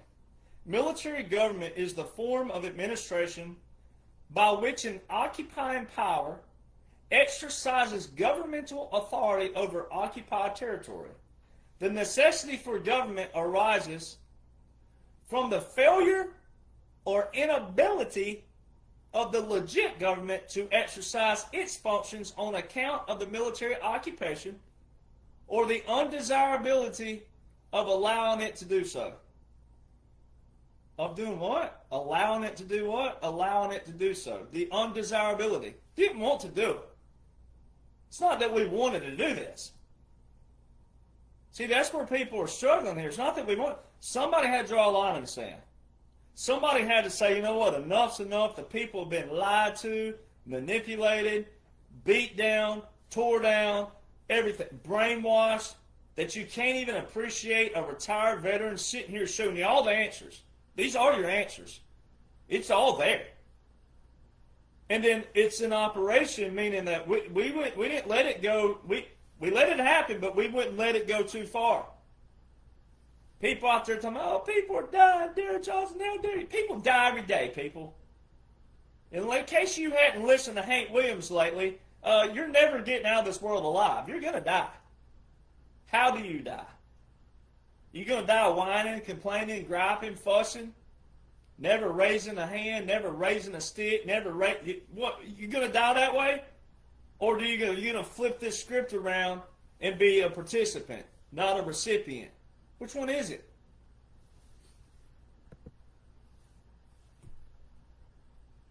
There are unique strategies and unique and different tactics, such as a government in exile. Guess what that's found under? The unconventional warfare. Remember back when I was doing the years? Go back to your unconventional warfare pocket guide. Put out there April 2016. Government exile. Then you have the puppet government who are in control of civil affairs only. And I can give you examples of that. So President Trump would have been your government exile, and he told you this. He told you this last September. So 2025 with the Turkish president, he put emphasis on the word exile on purpose. He paused. He made that word stand out. That's why people have to listen, pay attention. He said, he remained my friend while I was in, pause. He paused. He went, while I was in exile. Then he said, while I was in exile. See that subtle pause before that? It's not subtle at all. It's actually big. He said the word exile 3 different times. Where else would you use the term exile, ladies and gentlemen? That's not a federal government term. It's what the federal government was doing, but it's not a federal government term. It's an unconventional warfare. It's a military term. 3 things around quote-unquote Joe from 21 to 25. 3 things. Only 3 things were consistent.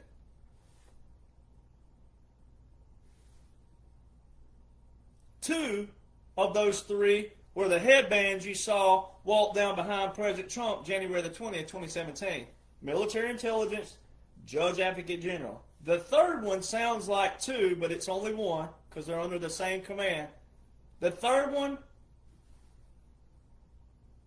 drum roll. The 3rd one, civil affairs and psychological operations.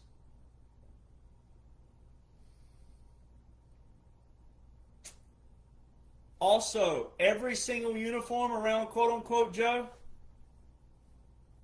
not regulation uniform. Even the headbands, the rest of the uniform, not regulation uniforms. They were mismatched. Insignia was all jacked up. Not regulation, ladies. Every single uniform, especially Marine Corps. I love you, Marine Corps. I got a lot of Marine Corps buddies.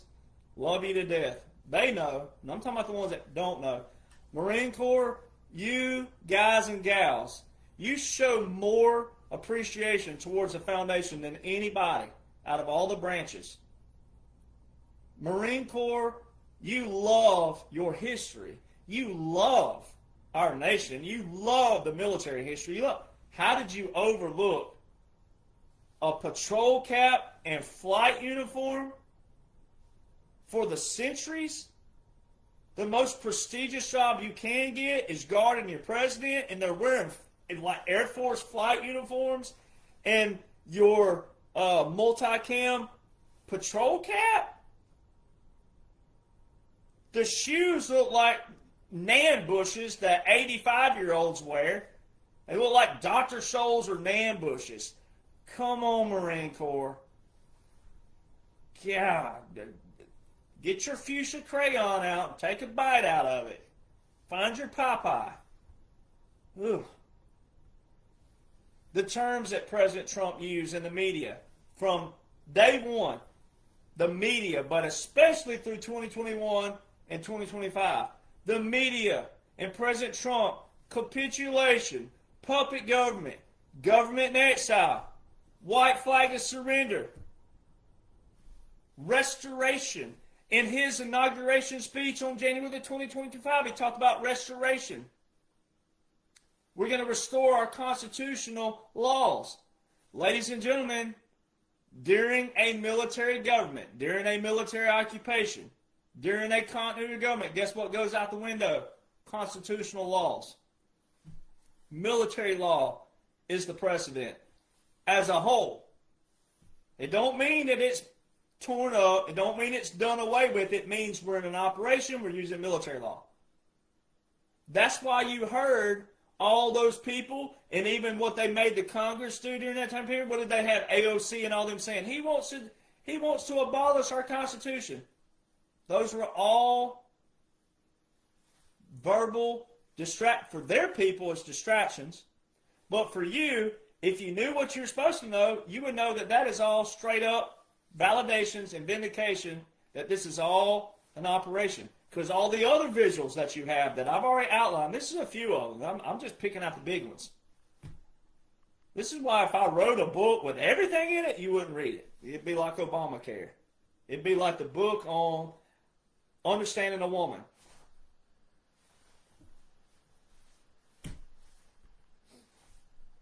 All those terms that the media use and President Trump, they're not federal government anything.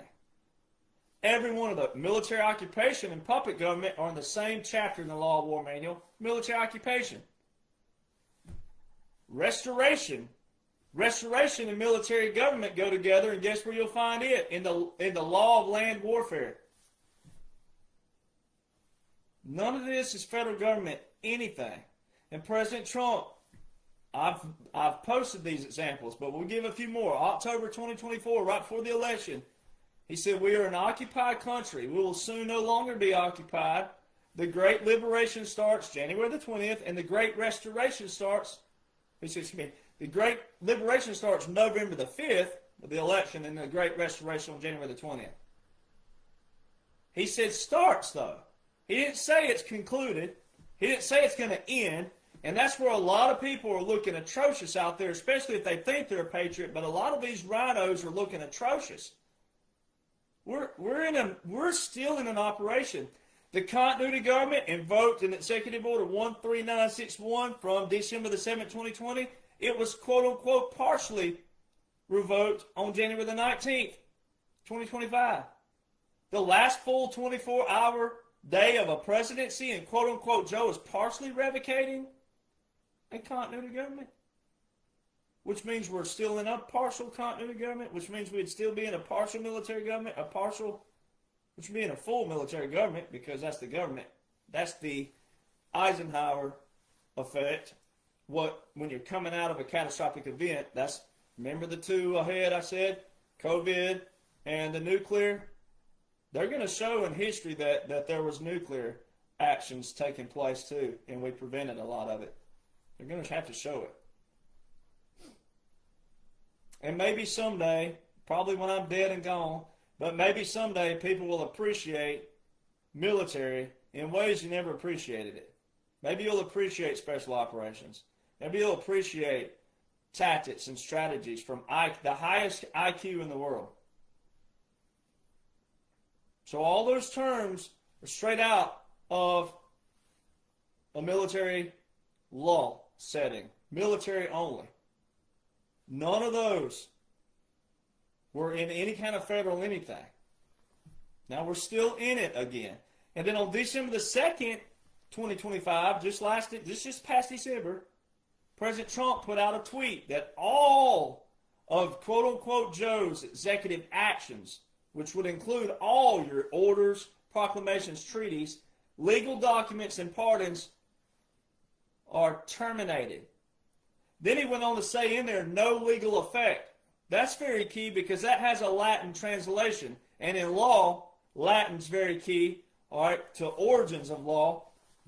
No legal effect in Latin translates to void ab initio, which means never existed.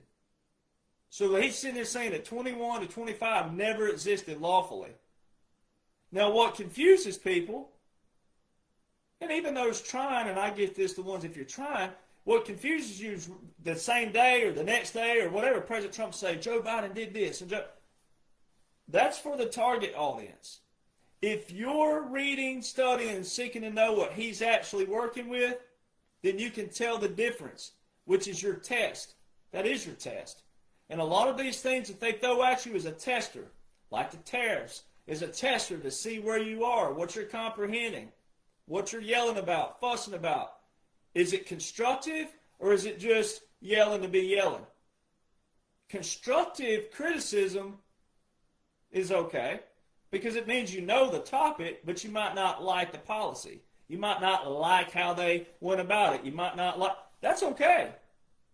But you still don't need to be yelling, screaming, cussing, fussing, and all that. You need to be constructive in your own manner of delivery, and then it'll be received in a manner in which you prescribed it. So a lot of these are testers to see where you are, what you're consuming. What do you know? So again, the examples of your puppet government, your government exile, if the 2021 January 20th funeral don't do it for you, you're in trouble. All right, so once you learn that, then you'll appreciate the others. So on the quote-unquote debate with Joe, this is an example of Joe being a puppet government, even though he wasn't real either, but for the people that thought it was, this is an example of civil affairs versus the military side. Remember, a puppet government only has control of civil affairs only. Now go back to the three things that were key around quote-unquote Joe the whole time: the military intelligence, judge advocate general, civil affairs, and psychological operations, all under one command. Civil affairs, very key. Civil affairs, listen to President Trump in the debate. He said, did you notice he didn't take out my tariffs? But also in the same sentence, in that same paragraph, what were they talking about? Inflation. He said, why didn't he leave my inflation at 1%? Why did he mess with it? The economy was going great. Why did he mess with it? Great example. See, that paints a picture for the bigger picture, the end goal. Every administration, ladies and gentlemen, every administration, the economy has nothing to do with you being gay or Buddhist or atheist or Christian or none of that stuff. It has nothing to do with that. Just the economy don't mean that you're gayer because the economy's doing good. It don't mean you're less gay because the economy... Has nothing to do with any lifestyle. Has nothing to do with your personal preferences, who you are, what you are, who you love, who you like, who you worship, none of that. The economy has nothing to do with that.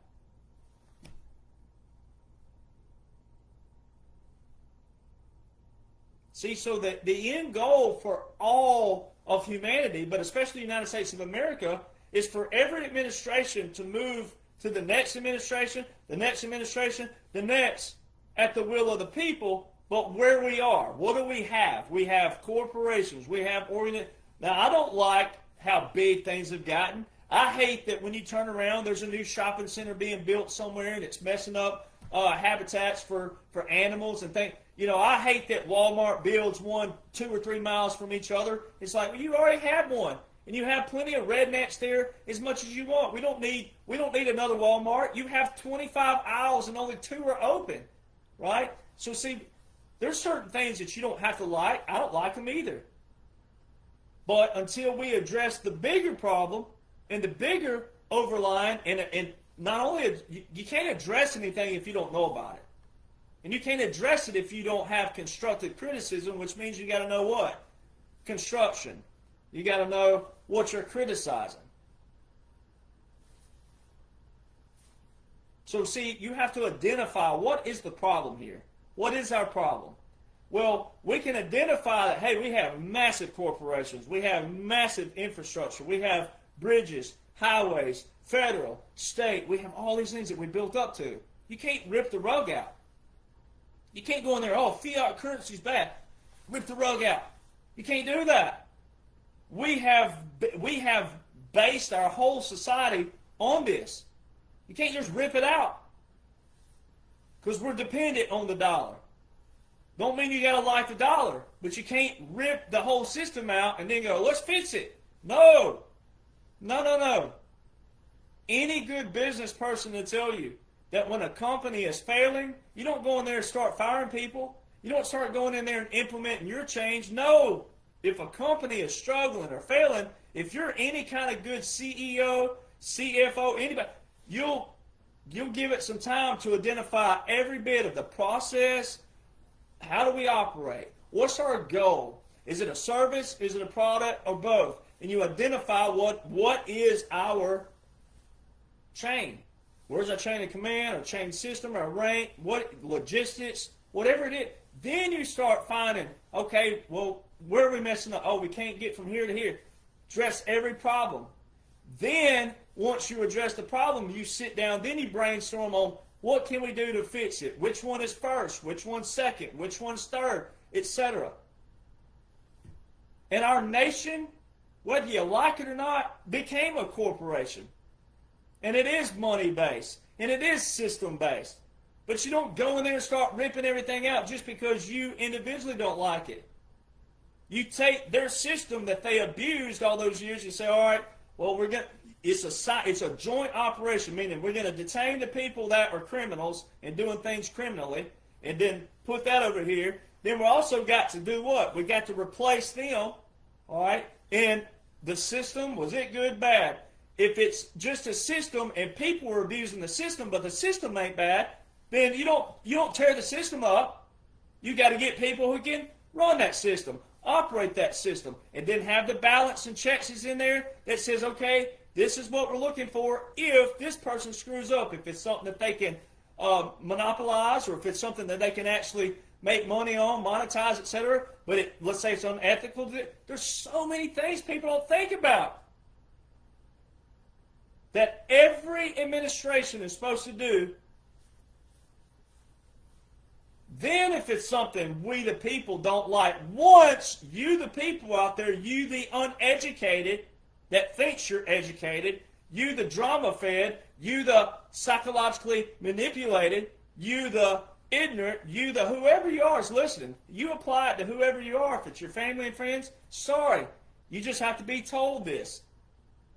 You just need a little bump in the rear end. You don't want to be called that? Then guess what? Don't act like it. Don't display it. That's how you do that. I won't ever know you, some of you. So there you go. Fix it. Change your attitude. Change your views. This is it's all in strategy, but it's military. So all this is brought to you by the military. So then, the inflation. See, this is what he should have kept it. So every admin is supposed to go, what do the people want? Now, if you don't like something out there, and I don't like it with you, and all of us are on the same page, and we're in that majority where we voted in the people, and we did this, and we don't like something, then we gradually do that, depending on what it is. If it's something you can't absolutely terminate that quick, then okay, do it. But if it's something that needs to be over time, just say, hey, look, it's not hurting anybody, it's not harming anybody, but they built this up and we got to walk it back down. Have some patience, people. So the biggest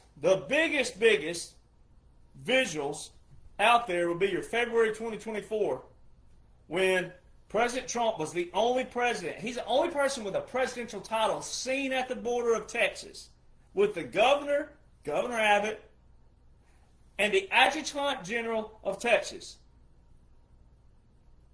The reason why this is so key is these two things. There's just some things like the executive order for Gitmo, the funeral service, this right here, and the next one I'm going to talk about. These four things can 101%, even though there's no such thing in science, but can 101% prove that quote-unquote Joe was not real, was not president, and you're watching a military operation. I don't care what General Flynn you think he says. General Flynn is playing a role as well. He has to. And if you follow people just because they have a big name, and just because you like them better, they deliver better, but you don't ever go look at the sources and the resources, which I show you everything from .gov and .mil that's currently invoked right now in a chronological order, in a blueprint that most certainly is there. If you don't go look at that versus just hearing what someone has to say because it's an opinion, not law and not order with visuals and validations, you're the target audience. You may think you're a patriot, but you're not yet.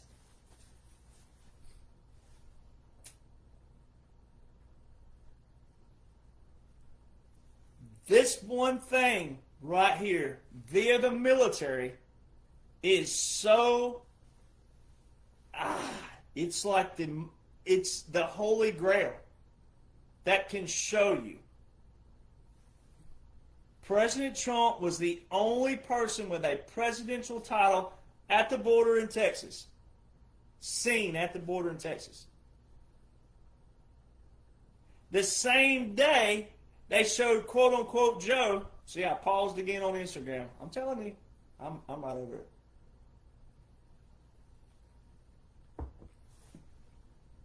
The same day they showed quote-unquote Joe in Brownsville, Texas. Brownsville, Texas has never been the topic. Nowhere in media was Brownsville, Texas the topic of border crossings. It was Del Rio and Eagle Pass, Texas. And President Trump just validated me on Valentine's Day, 6 days after my birthday. He put up a meme. It had 3 different pictures on it. One of them said, sending my love, even something like that, like 1,537 miles away. I'm the only person who's ever used that kind of context, that phrasing. Way back. You can go back and look at my videos. I've talked about this way back. We're talking about years now. I'm like, the closest nation to Del Rio, Texas, that they made people think we're coming through the border during that time period. The people that came through the border came before 2021 to 2025. That's not him lying. It's kind of like when you talk to a game warden. Some of you aren't hunters, so you won't know what I'm talking about. Or it's like talking to a cop sometimes. You know. But a game warden, they'll try to box you in. And you go, they say, where have you been hunting? You just say, in the woods. It's up to them to prove where you were. It's not, you don't tell them where you were. It's like, that's your job. You're supposed to catch me in the act if you think I'm doing something. So you beat around the bush with a game warden. You don't tell them directly. Say, I'm in the woods. So President Trump's not lying to you. It's not a lie. None of this is a lie. He hasn't even lied. But this meme said 1,537 miles. And I'm the only one who's talked about this. I said the closest nation that's quote-unquote coming through the border is 1,536 miles from Del Rio, Texas. Now I'm 1 mile off. 1 mile off, but I'm in videos before President Trump has ever said anything about the number. He's never used the number 1,537. He's never used a mileage point. Come on, people. And let me go ahead and reiterate while I'm here. I signed my publicity contract to write this book February the 18th, 2023 at Trump International. Where my official photos were taken to write this book was February the 18th, 2023, to write this book. He didn't put the dash on his ball cap until April the 2nd, 2023, which was after I signed the contract for this. And I signed it, though, at Trump International with him present. I'll rest my case. Eagle Pass, Texas. President Trump's the only person seen in Eagle Pass in Del Rio with the governor and adjutant general.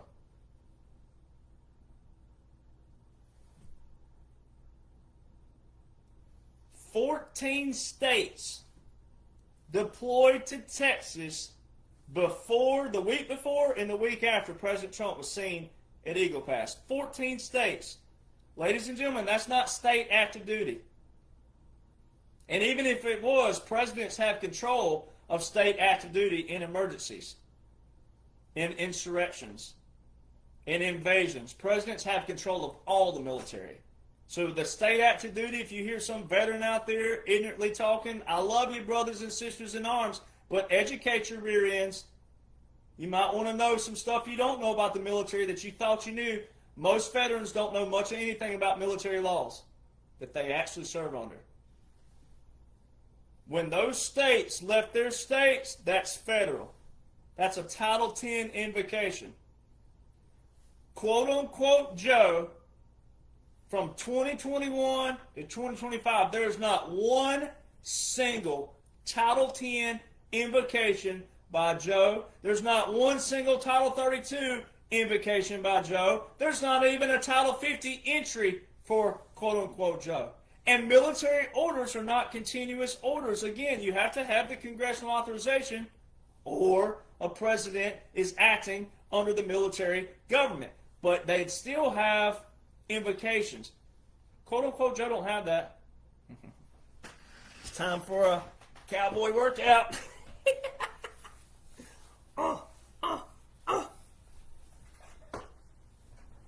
Man, that actually does help your sciatic nerve. So see, guess where the Title 10 invocation was for the southern border, though? Proclamation 9844, February the 5th, 2019. Remember that? Way back in earlier in the video, and I said, we'll get there in a minute. Way down. February the 5th, 2019, Proclamation 9844 is the southern border invocation. But guess what if you Google that? Guess what Google tells you? That it was terminated by quote-unquote Joe. Well, if it was terminated by quote-unquote Joe, but 14 states deployed the week before President Trump and the week after in February 2024, then where's the Title 10 invocation or Title 32? Where is it? Now revert back to the December the 2nd, 2025 Truth, which would be a tweet in the version of Truth, post by President Trump where all of quote-unquote Joe's executive orders, executive actions, etc. were terminated. So it means none of Joe was real anyway. Because if that were real, if President Trump, or any president for that matter, terminated 4 years worth of executive actions, meaning executive orders, proclamations, treaties, legal documents, statutes, everything, if he terminated, any president terminated 4 years worth, executive orders, ladies and gentlemen, have national emergencies in them. Well, it showed, quote-unquote, Joe. You thought, quote-unquote, Joe had executive orders with national emergencies. If President Trump or any president went in and terminated an executive order with a national emergency without a resolution, you're talking about chaos. Lawfully and all, if you thought the liberals had any foot in setting and the Democrats, we're talking about not just congressionally, but we're talking about statewide, all lawyers that are Democrats should be losing their everlasting minds. They're losing them in different ways, but not that way. You know why they're losing them? They're losing them because all their money sources are about to dry up. They were already dried up, but they're going to have to make it another way. They're going to have to earn it. Because you, the people, the more you learn, the more you see, and the more you educate yourself on what's been taking place, then you're going to know the people in your community. You're going to know the people in your county and your state who are lawyers, and you're going to know good and well what they're doing and what they've been doing. And then when you find your feet, when you find your voice, and you find your authority and your responsibility, and you apply it, whoo-hoo, we're going to be lethal in this nation. April to December 2024, here's the second big one. And before I get to that, one I add. I always say, I have a friend, they'll text and say, don't forget this part. And I know they'd text me. I ain't even looked at my phone. The Adjutant General gives it all away. President Trump showed you a rank structure that day. Governor, Adjutant General, him. He told you in the speech at Del Rio, this is a military operation. Twice he said it. When he walked in what we call a forward operating base, a FOB, forward operating base, when he walked in there, they went to attention. If President Trump was a former president, you don't have to salute a former president, especially if he wasn't a veteran before. But that's not even regulation to salute a former commander. I've seen some of my former commanders, but I wouldn't salute them. I'd say, sir. I still call them that just out of respect. But you don't have to salute them. So there's a lot of visuals they showed you that day, but the Adjutant General gives it all away because President Trump was the only person seen at the border with a presidential title. How come Joe couldn't be seen with the governor of Texas and the Adjutant General? The Adjutant General is the commanding general of all of each state's forces. They report to the governor unless the National Guard are federalized by Title 10. Well, if quote-unquote Joe terminated Proclamation 9844 that had that Title 10 invocation for the southern border, then where's the Title 10 at? Where's the Title 10 invocation for the southern border?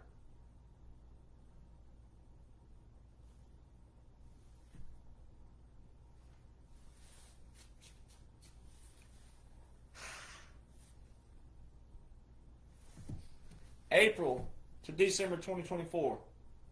The whole world sat as a jury. This was like your front row seat. You witnessed President Trump meet. The media told you this. The mainstream media told you this. The TV told you, social media, everything.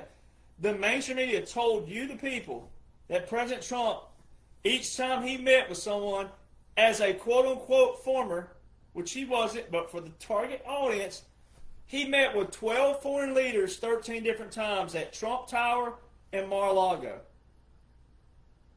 If you'll go back to the debate in 2020 with quote-unquote Joe, who was already replaced at that point, but for the people that don't know that, he said, it was you, Joe. It was you, Joe. You recommended to Obama the Logan Act on General Michael Flynn. It was you. We have it all. We've caught them all. All that in the same sentence. We have it all. We've caught them all.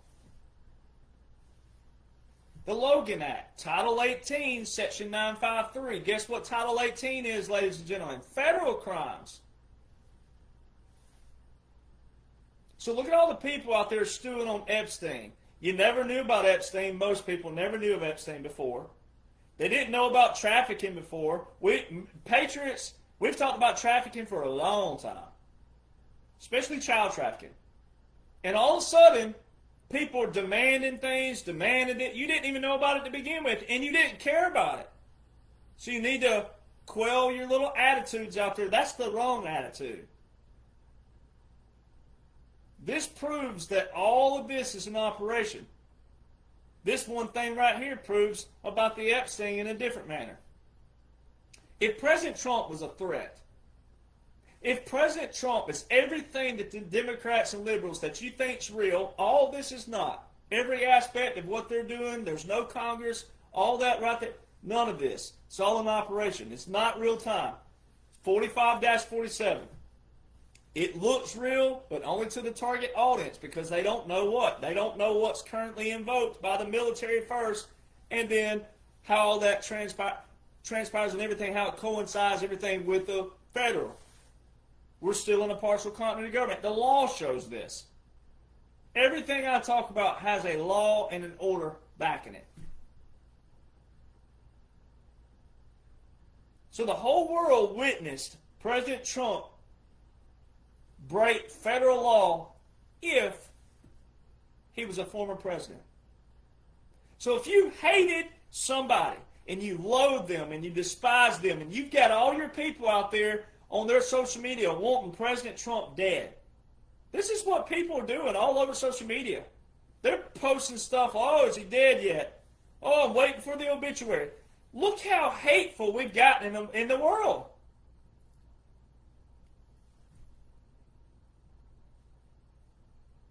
So if they thought this was real, and if President Trump was a Nazi, a king, a dictator, and all those slanders they throw at him, but then you got Kathy Griffin, remember, holding the severed head up? I mean, we're talking about atrocious, disgusting, despicable things displayed to the world. Now, whether that's operational doesn't matter. Let's just say it's real, and it wasn't meant to be an operational thing to wake people up. The real people, there are a lot of realness out there that hate his guts, despise him for no reason, because they don't even know a single word from a single sentence, from a single paragraph of a single law. They can't even name the three branches of government. They don't even know what is and what ain't. They don't even know what would be good and what's bad. They don't know any of this.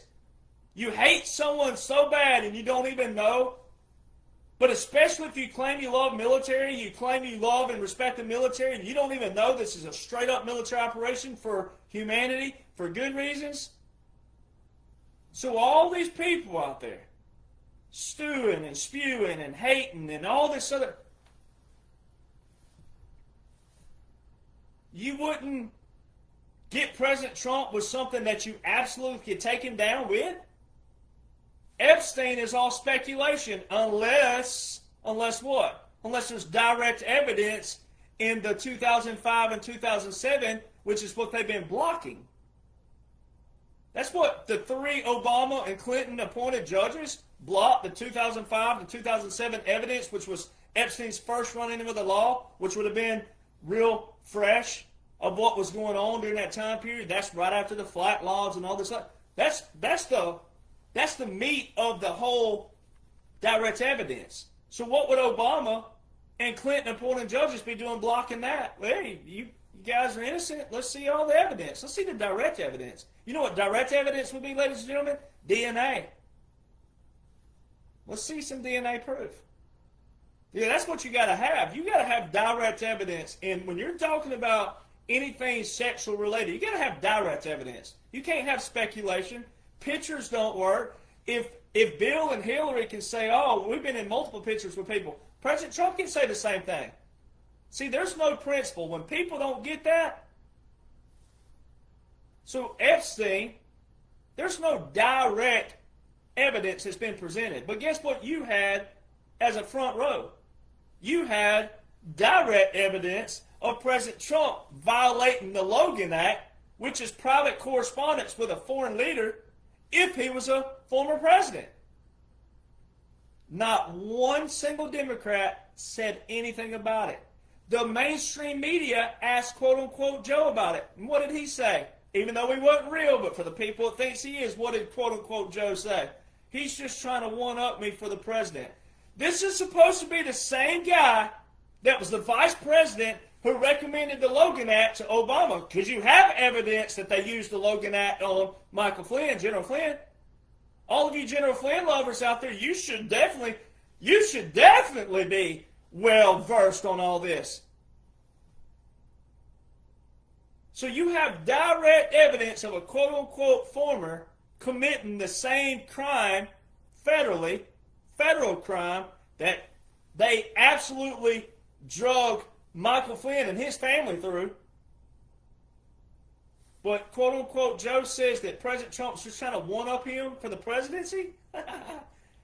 They could have absolutely prevented number 47 with that one thing alone.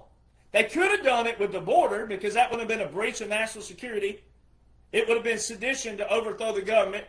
It would have been espionage for spying on the border when President Trump would be a former. There's no reason why he should be there. So they could hit him with espionage, sedition, conspiracy, all kinds of things. Breach of national security, election interference because it's 2024. He's the one who signed and issued and declared the national emergency for election interference. Nothing? They didn't even utter anything about this. This is clear evidence that if any of this was real, they didn't stop it. They didn't prevent number 47 with clear federal and military law violations. The Epstein files. They could have hit President Trump if there was direct evidence of President Trump in this because Epstein operated in the United States and outside the United States. That would make it international. Then international law comes into play. Geneva Conventions, Hague Conventions, the new law war manual, that comes into play. Crimes against humanity. Because it was multiple victims in multiple locations, crimes against humanity. If President Trump was in these files with direct evidence, all these things, you front row seat for the federal portion of quote-unquote former president. Iran.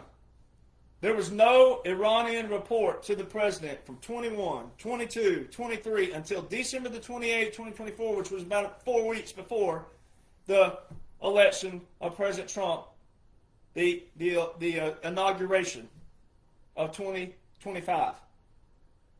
But we have Iran in all of our National Defense Authorization Acts from what the target audience would thought would Joe have been president. But there's no Iranian report. President Trump and Obama had multiple Iranian reports. Where's the Iranian report? Where is it? There's only one. But guess what they showed during that time period? That quote-unquote Joe was what? He wasn't in. It tells you that he abandoned office. Is what the mainstream media says. We're gonna get to that. So Joe never at the Army-Navy game. Standout athlete, nicknamed the Dash. Joe never had an order of succession. Department of War, National Security Council? National Security? Quote-unquote Joe don't have an order of succession in National Security. How can he meet with the Joint Chief of Staffs? If his name is not on it, how could he? Again, not one single Title 10 or Title 32 invocation in quote-unquote Joe's name. The only Title 10 you'll see anything remotely close with Joe on was an addition to the border. But the foundational invocation was President Trump already there. So if there's a addition to the border, now watch this. This is even better. If there's an addition to the border, which means President Trump's foundational order to the border was Proclamation 9844, and if Joe was real and Joe had an additional order, that means it's just an addition to the original foundational order. It's not a new order. This is an addition, meaning there's a foundational order. But if Google tells you that, quote-unquote, Joe terminated the foundational order, how can you have an additional order if there's no invocational order?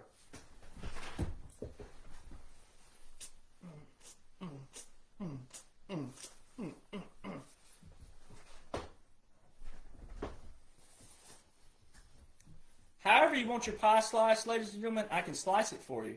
I can put the whipped cream on there and the cherry for you, and I can provide you a little dance for you to eat your sweet pie. However you want it sliced, whichever slice you want, big, little, small, I got it for you. Any way you slice the pie on any of this shows you that this is all a military operation. It's a military government, special, strategic, pre-planned operation. The laws and the orders show it. All these are laws and orders. This is how it works. So watch this. This is the best part. This is the part that should make you dance. January the 13th, remember? President Trump said the 25th Amendment is zero concern to me, but it will come back to haunt Joe. Well, what is the mainstream media? What did I just say? The mainstream media, if you went and looked it up, the Hill and some of that Joe abandoned, he was gone from July. July is when he, quote unquote, withdrew from the election of 2024. Then you didn't see him anymore. It was all Kamala. Where did Joe go? Now watch this. Now watch this right here. Let's just read this. This is hilarious. If you went to Wikipedia, which you can't control this, some Wikipedia pages you can edit, but you can't edit this. This was all established. Biden, Trump. In the early morning of November the 6th, 2024, major news outlets projected that Trump will win the 2024 presidential election. Now listen to the next line. Vice President Kamala Harris committed to a peaceful transition of power during her concession speech that evening.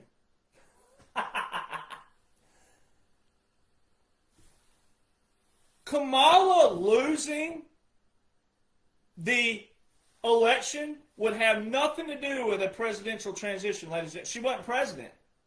She was just running for president. Now, I know she wasn't real, but for the people that don't know that, she was just running for president. The peaceful transition has nothing to do with losing an election. Then it says the following day, President Biden announced he was taking steps to coordinate the transition. If Joe Biden was real, and if Joe Biden was president, and if this was not a strategic special operation, military government, continuity government, government exile, puppet government, strategic warfare, irregular warfare, unconventional warfare, everything, that should be reverted, inverted, however you want to look at it. That should say that Joe Biden committed to a peaceful transition of power. It should. Kamala has nothing there. Nothing. That would have nothing to do with anything. So now let's go back. Now let's go to the law. This is to be the law of war and peace. So a lot of people don't realize that the military, we as a whole, in the law of war manual referenced in there, and military precedents, etc., we use the law of war and peace dated all the way back to 1625. How many of you are alive in 1625? All you time travelers. That's the only way you could. 1625, ladies and gentlemen. So I'm going to read that. This is what it says. Now watch this. Now you know for fact what that just said, which is that wouldn't even be the process. Then also, mainstream media, I've showed you on my pages, mainstream media showed you that he abandoned office. It specifically says the term abandonment.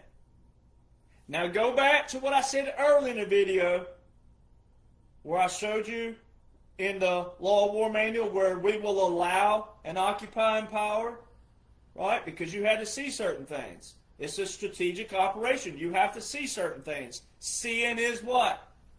Believing. You might want to go look up Elvis Presley's song, Seeing is Believing. Listen to it. So watch this.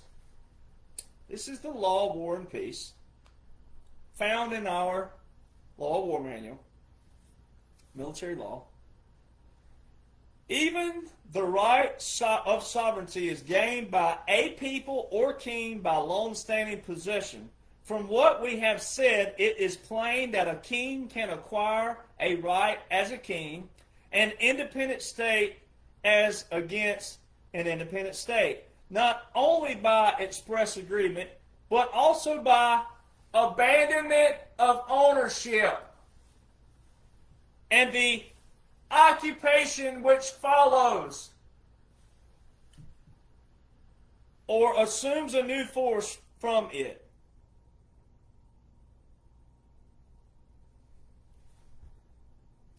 Can't get any sweeter than that. So now, January the 20th, 2025, the present day. You saw troops in California, Minnesota, New Orleans, Chicago. All those have to have a Title 10 or a Title 32 somewhere. President Trump has those. Quote unquote Joe does not have one single Title 10, Title 32 invocation anywhere.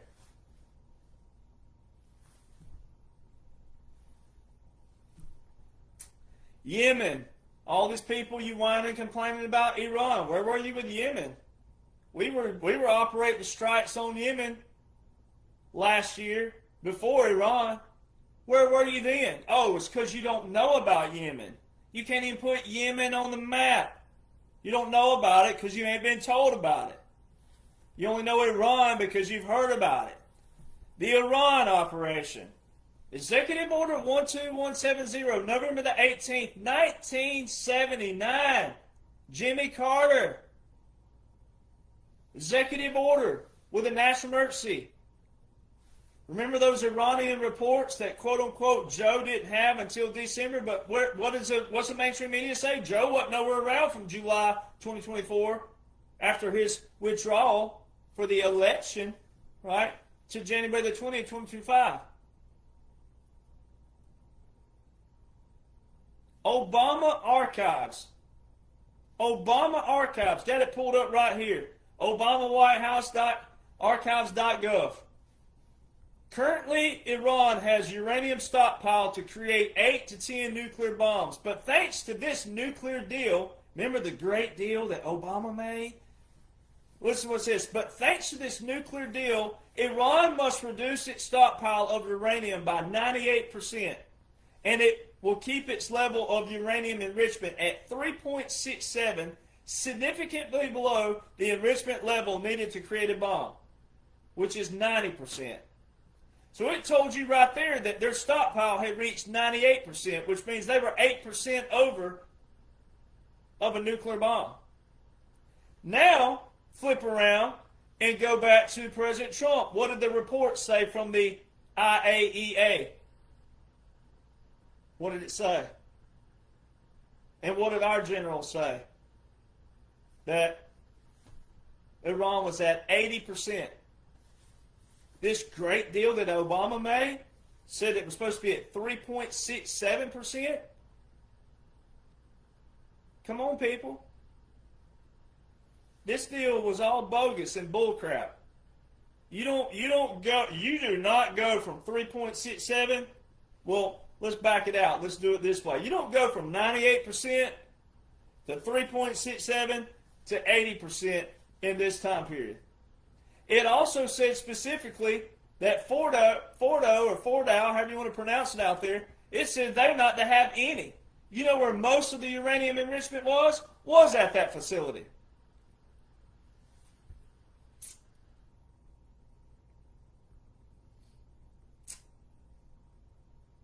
So you'd have to really think and believe that everybody at the IAEA, all these different organizations, all these different nations, all these different leaders, you'd have to really think that every single one of them, if you're still thinking this is all just normal presidency and a 4-year thing, and you'd have to think that all these people flipped to President Trump just because.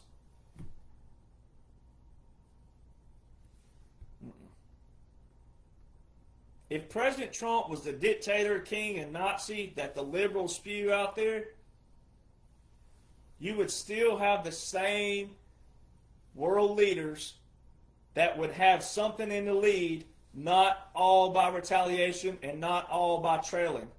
Every single thing in the quote-unquote news, outside of the fact that it's an operational, but for the people that thinks it's all real, every single topic is something President Trump has done, and the Democrats are responding to it. But even their response ain't real. It's all operational. I've already covered Epstein a little bit, but Epstein, why would President Trump sign into law the Epstein Transparency Act in November last year? If he thought that there was direct evidence, you wouldn't do that.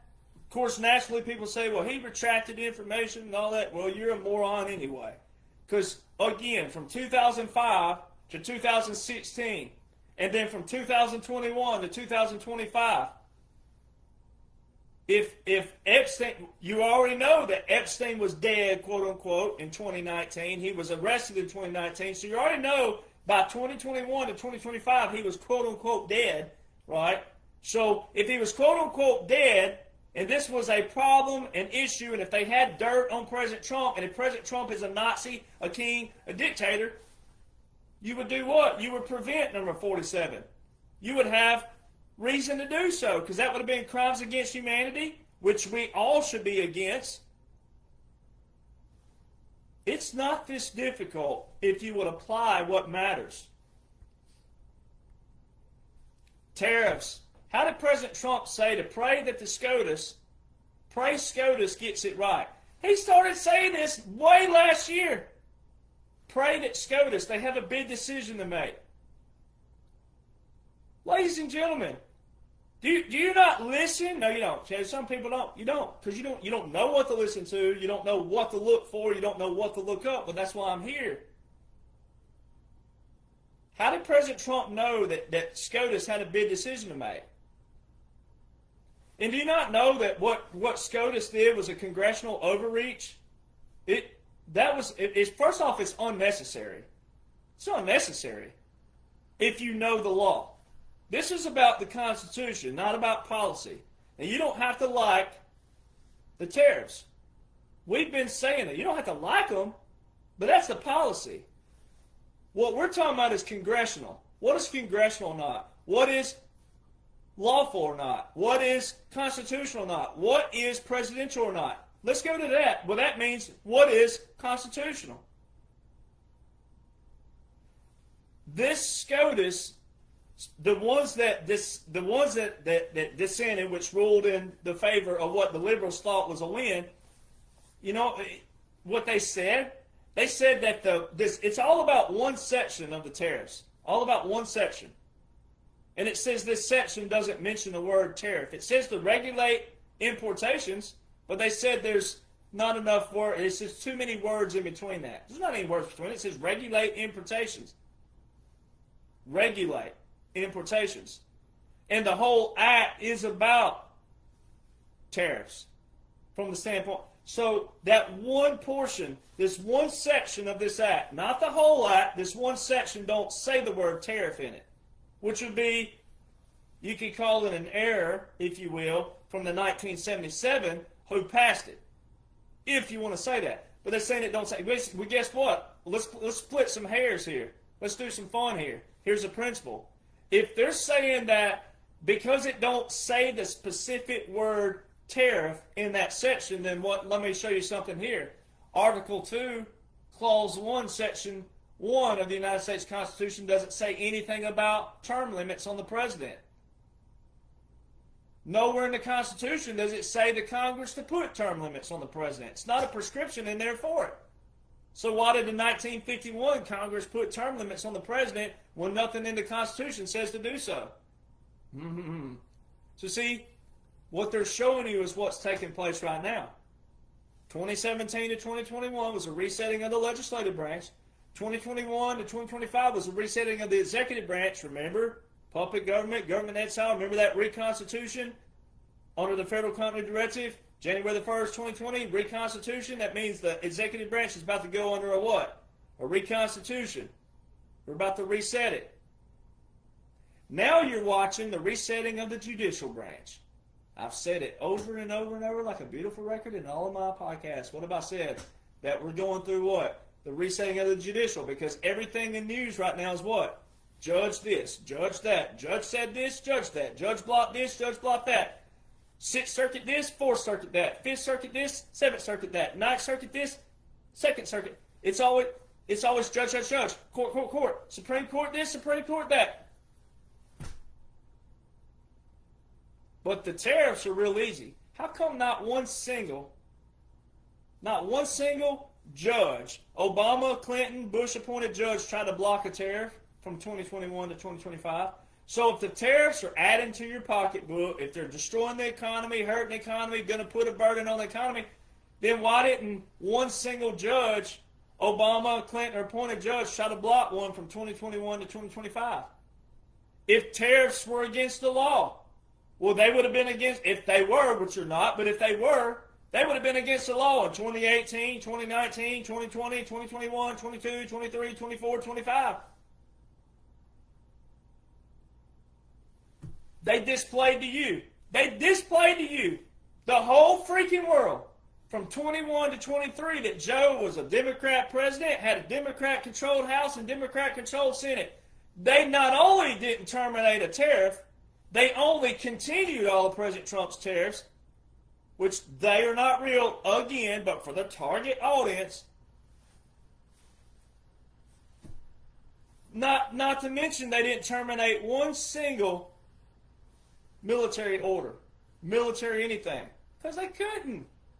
If you appreciated what a military operation is, with a military government, with a military occupation, with a continuity government, government exile, puppet government, if you only knew those are your missing links.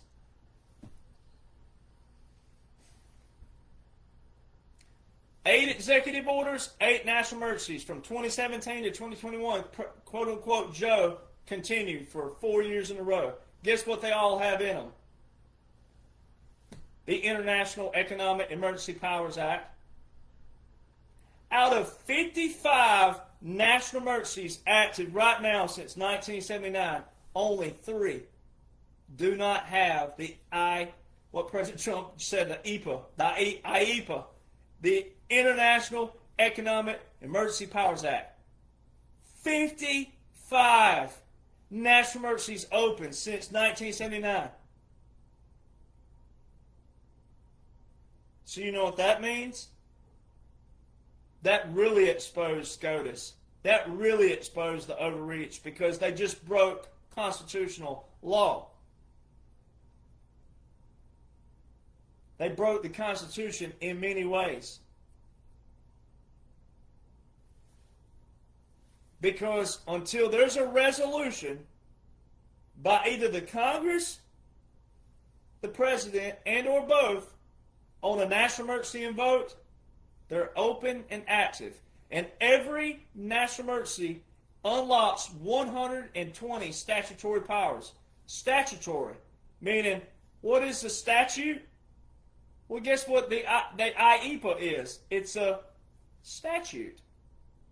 That's one of those 120 statutory powers. Now go back to Roosevelt's speech, September the 7th, 1942. September the 7th, 1942. It's all about this topic. And guess what the topic was concerning? An emergency. Now go back to your military, your law of war manual. Go back to the law of war and peace. Go back to your 3 kinds of military jurisdictions. Add them all together. What's President Trump doing? March 23rd, 2020.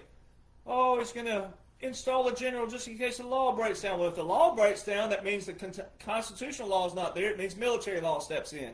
You have visuals of that. Executive orders, military, troops, states, Puerto Rico, Guam, etc. Tariffs are an emergency power. You know what they call it? Restricting commerce. They're an emergency power. And that's exactly what Roosevelt was doing. They're an emergency power. Meaning, if you don't act, Congress, I'm going to have to.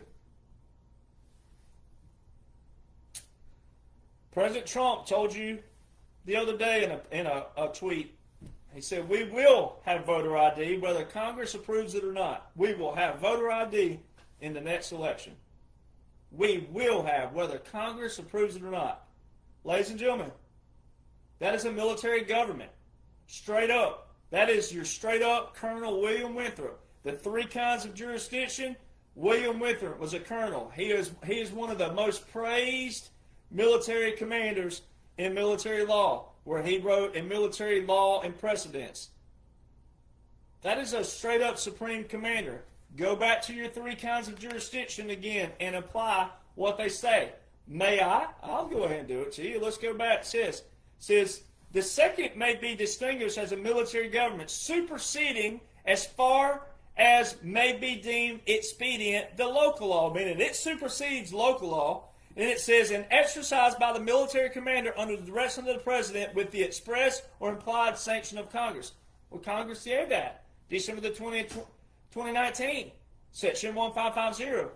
In Section 1550, it says it's temporary, meaning this is not for future presidents. This is a strategic, pre-planned operation. It's temporary while we're using it.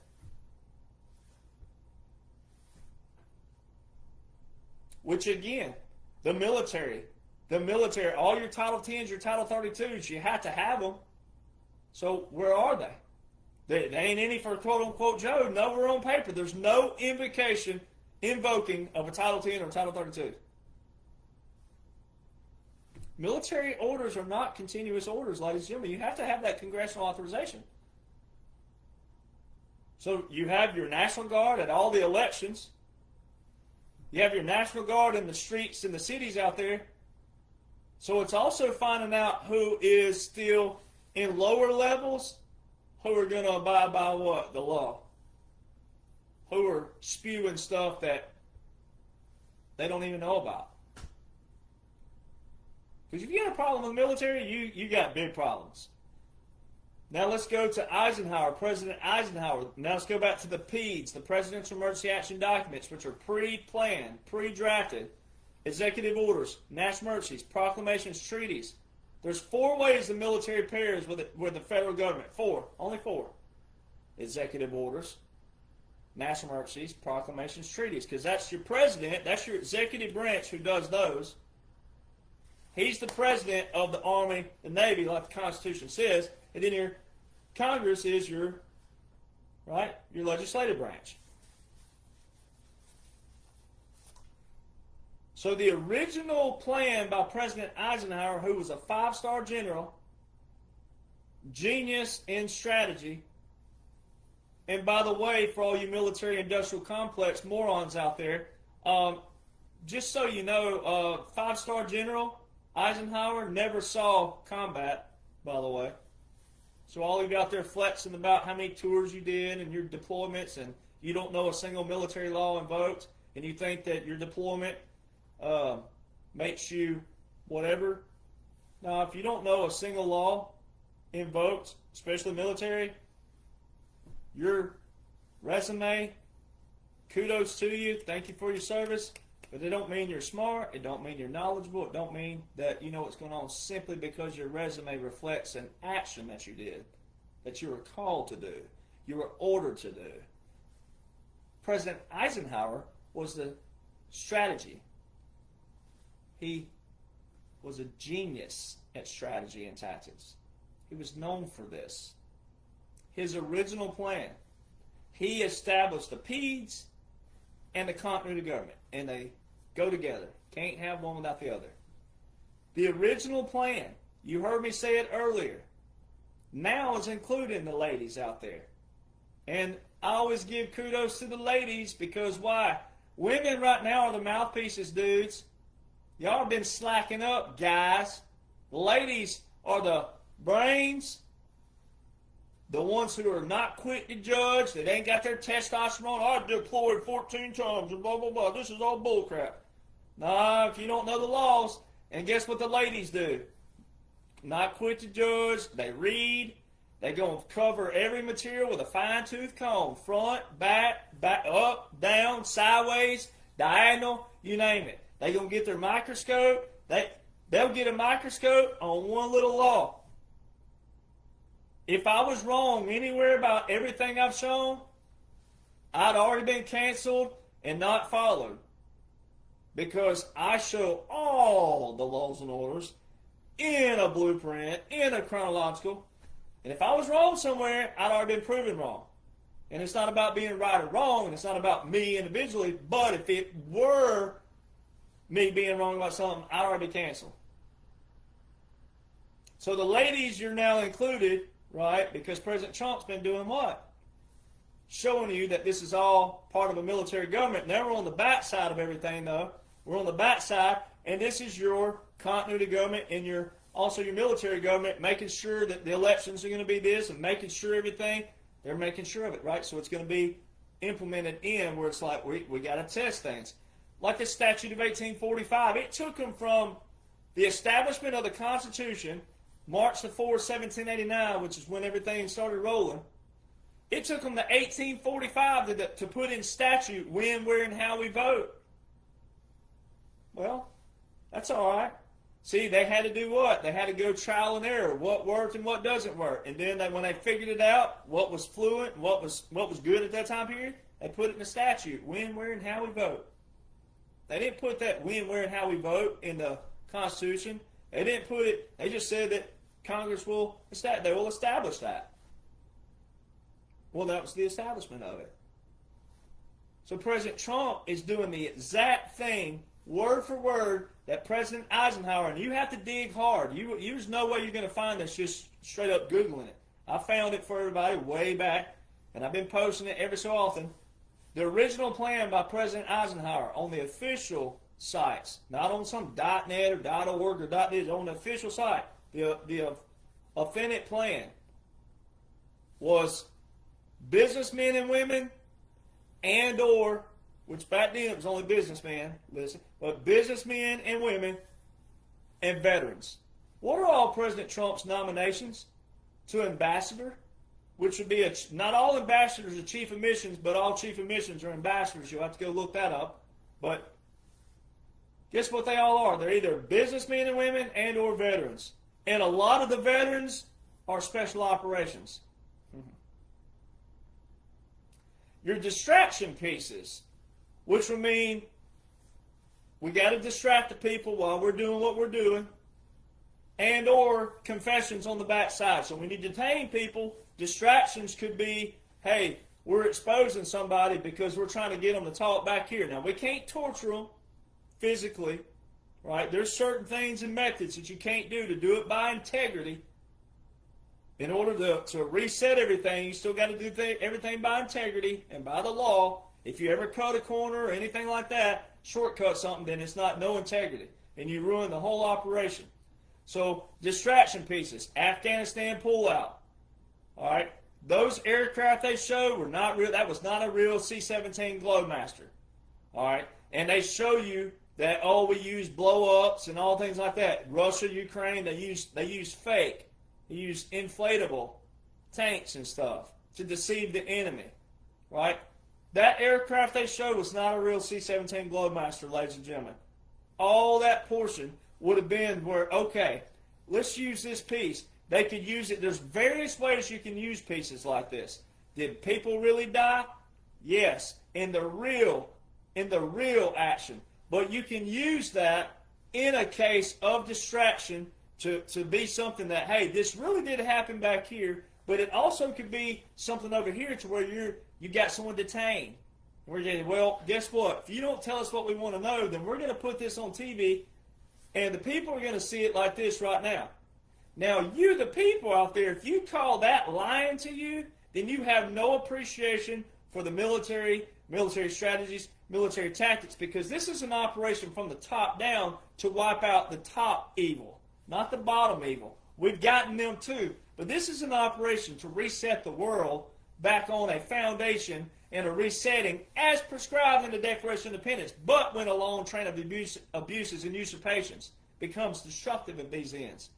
It is the right of the people to alter and abolish. Well, you the people don't know what to do. You can't even name the three branches of government. So why the heck are we waiting around on you to do something? Military had to step in. Military had to say enough's enough. Military says, all right, we can't throw a coup because the people won't appreciate a coup. We can't really do an actual military takeover from that angle where it's like all visual and the people know what's going on. But here's some strategies and tactics that we have used in World War II that did work, but now we can use different forms of warfare. We can use different strategies and tactics to limit as much as possible casualties. Butler, PA, Same thing. President Trump, all you people out there, oh, he saved, the Lord saved me for this. God. I'm not making a mockery of God and Jesus and the Lord. But guess what? The Charlie Kirk situation, which was not a real bullet, that was not real. AI shows you it's not real. I've taken photos of a dead snake with blood. I've taken a deer with blood and run it through the same AI systems. Guess what it says? Real blood. This is real blood. You run the Charlie Kirk thing through it, not real blood. Not consistency. That's not real blood. Outside of being an expert or whatever it is, all the people with ballistics and weaponry and bullets, and it's not real. You're all failing the AI test. And President Trump has signed more executive orders for AI than anyone. It also ties into Erica. All right, that's going to be an old can of worms, right? Romania, trafficking, these pageants, these women in these pageants. There's another woman who just got removed from President Trump's prayer team that I called out last year before anybody even knew who she was. I called her out last year because she put a post up, not our war, about Iran. We won't be sending our sons to fight no foreign war. Her son was 12 years old. When's her son going to fight?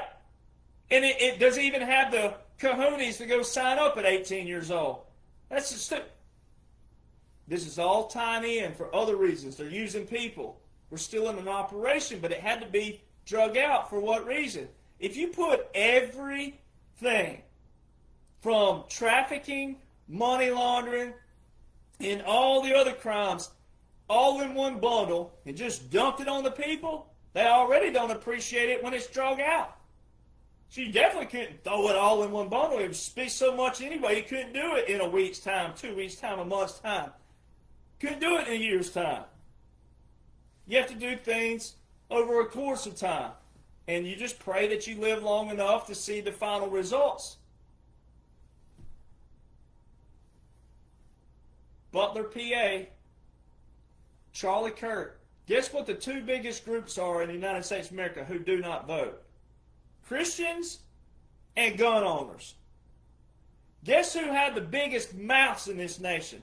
Guess who gossip in small towns more than anybody? Guess who run their mouths more than anybody? Guess who talks about your mama more than anybody? Guess who tells something before you even know? Christians and gun owners.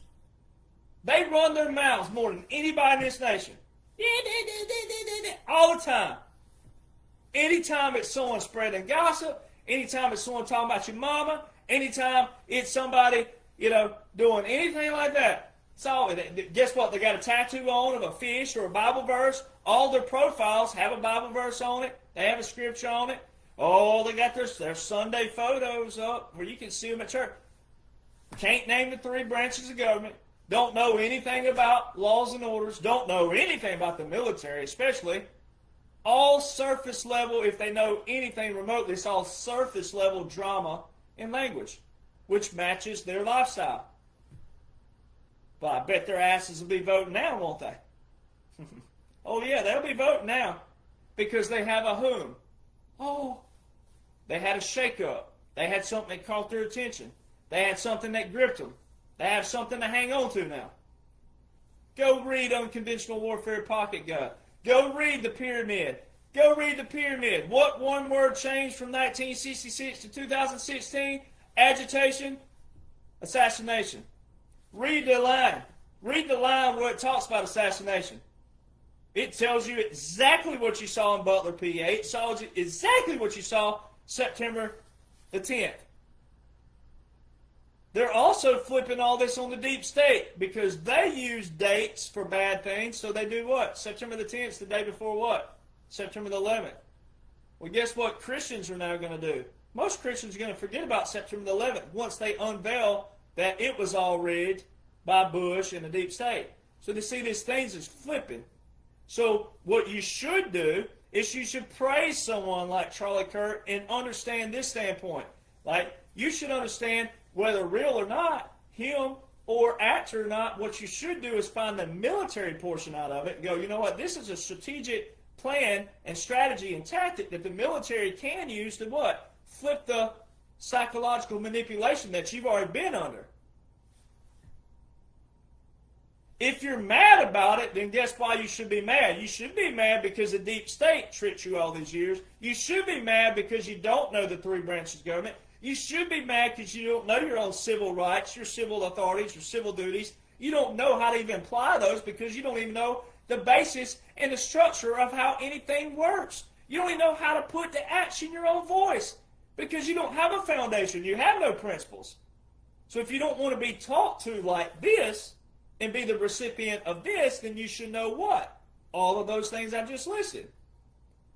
And then when we get to a point in history, when you do know all those, and we have the 75 to 85 percentile who are in the know of laws, orders, strategies, tactics, when, where, how we can use them lawfully, then we can tell you, hey, this wasn't real, this wasn't real. Then you will have what? An appreciation for it.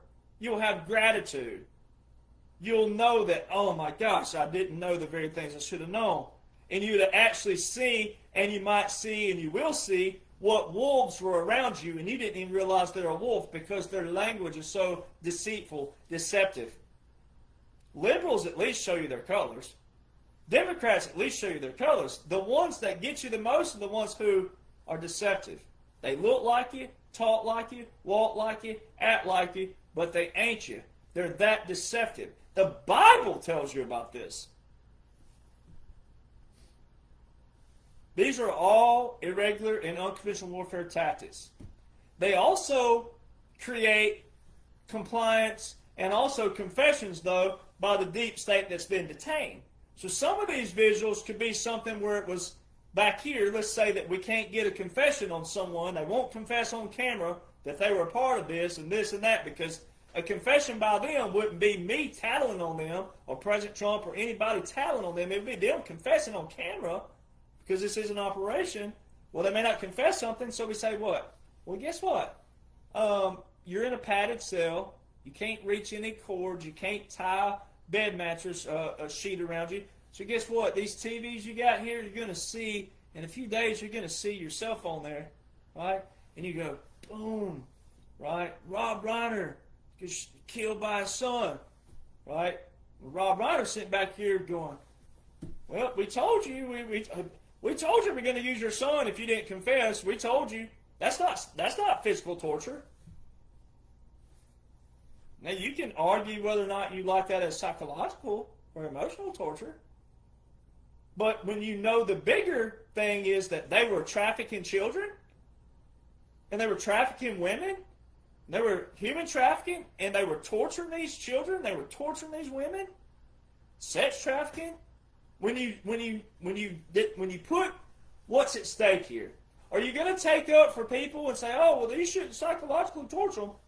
Well, what about all the women and children that they tortured? Which one are you going to choose? So yeah, you have a choice to make. So why are you getting mad at the military for going, look, you may not like this one, but you dang sure not, you shouldn't, you should have no, this should be a no-brainer right here. But the best way to get this is to make them confess as much as possible versus us telling on them. You get confession, video confession, time step confession, bingo. Then you're going to have to believe it. You're going to have to believe if it's Obama, if it's Hillary, if it's Bill, if it's whoever, Schiff, Schumer. You're going to have to believe it then. And the more of them that do it, guess what's going to happen? All the liberals' heroes are going to falter. Because it's mainly Republicans, conservatives. At least Republicans, conservatives would go, I don't support trafficking. I don't support any of this. Okay. So if you don't support that, you should do what? You should support and appreciate and be grateful for military tactics and strategies that can take this out on a world level. So which means we got to have what? We got to have a re-education. We have to have re-education on what is factual, what ain't factual, what is information, what isn't information, what is truth, what isn't truth. Which means what? We have to have a nation who's educated on laws and orders that work for us, that were put into place by us, and what we all decide at a town hall, at a city hall, at a whatever. We say, hey, this works, this don't work. Abolish this, keep that. That's our power. That's what's prescribed in the Declaration of Independence. And President Trump said this, reiterating on the tactics. What would be a distraction tactic? What would be a strategic, irregular, unconventional warfare like the Charlie Kirk, the assassination, quote-unquote, attempt at Mar-a-Lago, which was at Trump International, but also at the Butler, PA. President Trump specifically said at a turning point event that the biggest group of people in this nation that do not vote are Christian voters and gun owners. So, again, if you cannot appreciate strategies and tactics, it's because you're the target, you're the root source, and or the problem, and or the enemy. So, in summary, now that you can go back and take this whole video, this is your back to the basics. Now, this is just the bigger portions of it. This isn't everything. But these are enough to show you that what you're watching is a strategic operation. 45 days, the whole thing. That's why I always put brackets around it. It's not going to end at 47 as far as the winning, but the whole thing's an operation. That's why you put brackets around it. So now that you know all those again, and you have this video to go back and play all again and go in an order, every one of you that's over 40 years old, and I hope there's people under 40 listening, but if there's anyone over 40, every single one of you over 40 were somewhere at an age where you would remember, whether you were 15 years old or you were at an age where you would remember everything from 2016 back. You would remember all the mudslinging, all the tactics they used against each other, the politics, all the frauds and scandals and everything. You would remember that.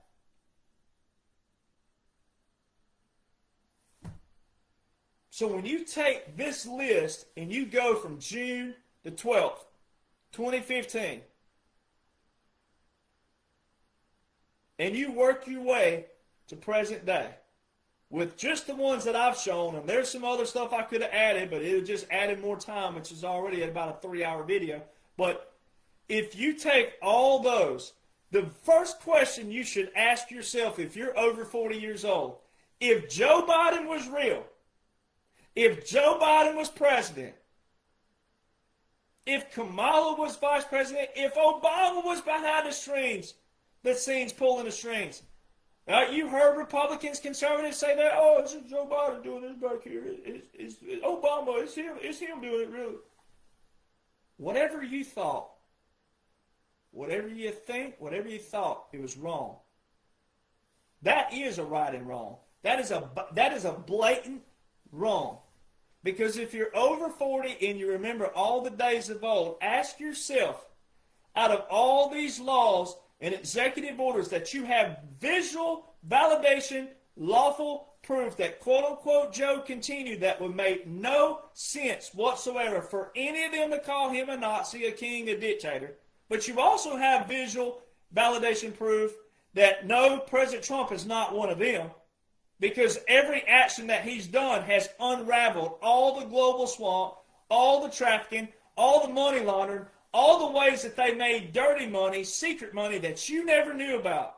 Ask your freaking self, why didn't Joe, why didn't Obama, why didn't Hillary, why didn't Bush, why didn't Carter, why didn't any of them stop this? Why didn't they terminate one single executive order with a national emergency? The things that are draining their swamp, catching their money laundering, catching their trafficking. Why didn't they terminate them? Why didn't they prevent number 47? If you can't answer that, you need to quit. This ain't for you. Go fishing, go hiking, go do something that builds your energy up. Because this is simple. This is real simple. Not one single thing in the news from 2021 to present day, especially with the government net sound, the puppet, not one single thing Not one single thing is something the Democrats did first that President Trump has to respond to.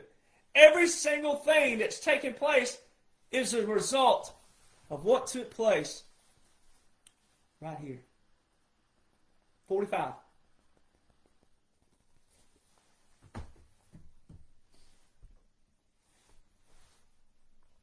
(45-47) is a pre-planned, strategic, and special operation. The rest is theater. It's a reset of the legislative, executive, and judicial branch. You have the laws and the orders specifically from 21 back to 2017 that are unique, executive orders, etc.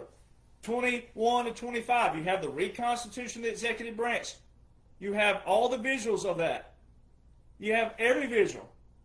And then you have right now, it's judge this, judge that, judge, court, judge, court, judge, court.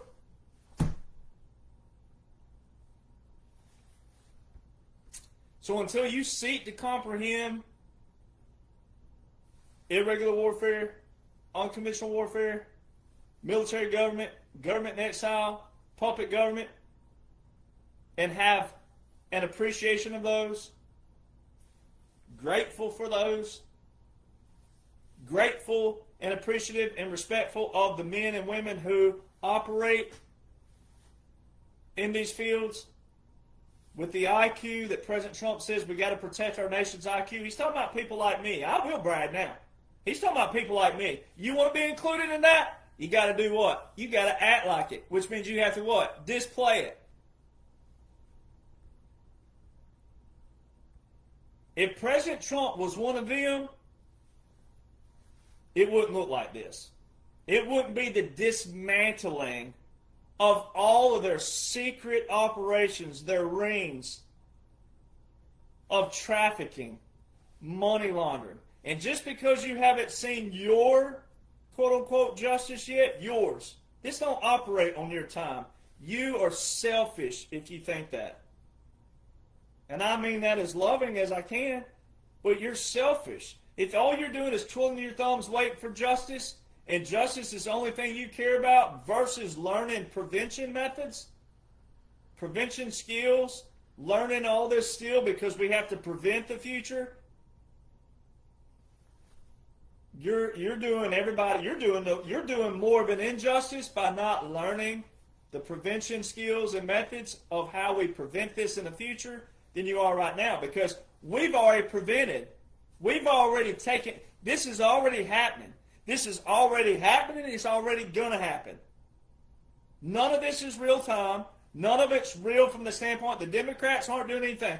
Everything is presidential and President Trump lead. Everybody else looks like they're just responding. They're really not either. That's all your theater.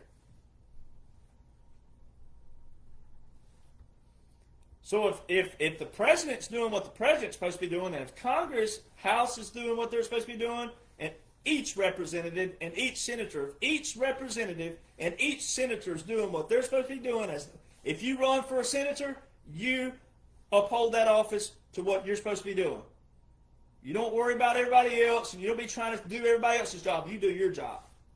If every representative does their job, if the president and the vice president and the cabinet's doing their jobs, and no one's trying to look over here and do someone else's job, when everybody's doing what they're supposed to be doing, then we won't have to worry about Congress and congressional overreach or a president and presidential overreach or any kind of overreach. But you know how you prevent that? You! We're the government. This is what the whole we the people are.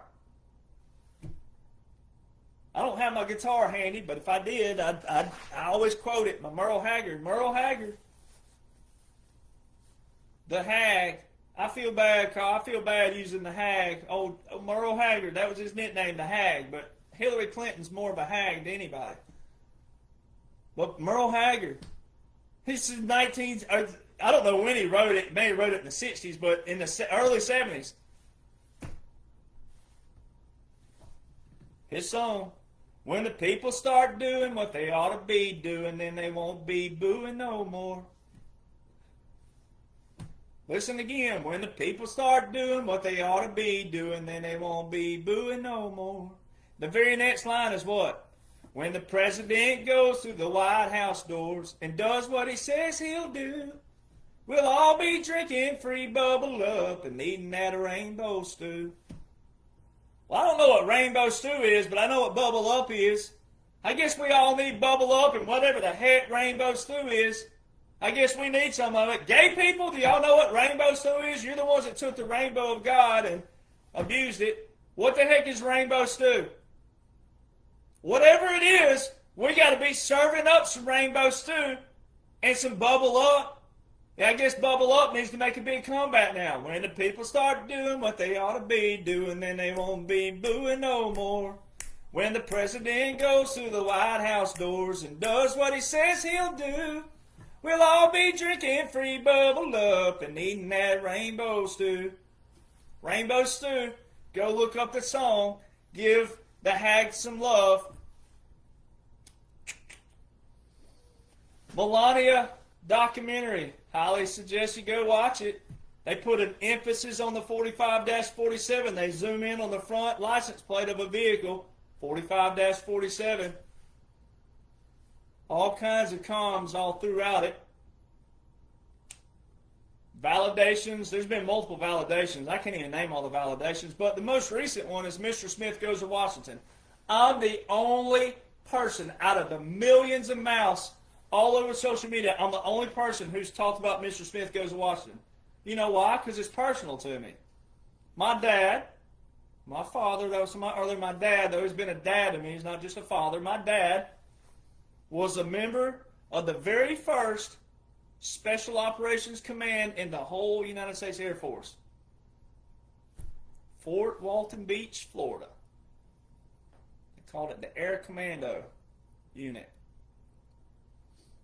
My dad's commander was buddies with the legendary actor Jimmy Stewart,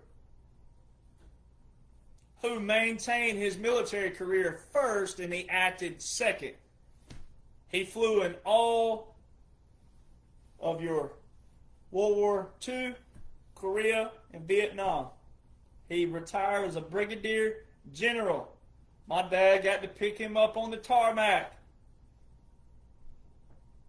Mr. Smith Goes to Washington was his movie as a young man, showing the world how Congress is dirty, how they don't mean what they mean, they don't care about the bills they're passing, they don't care about any of that.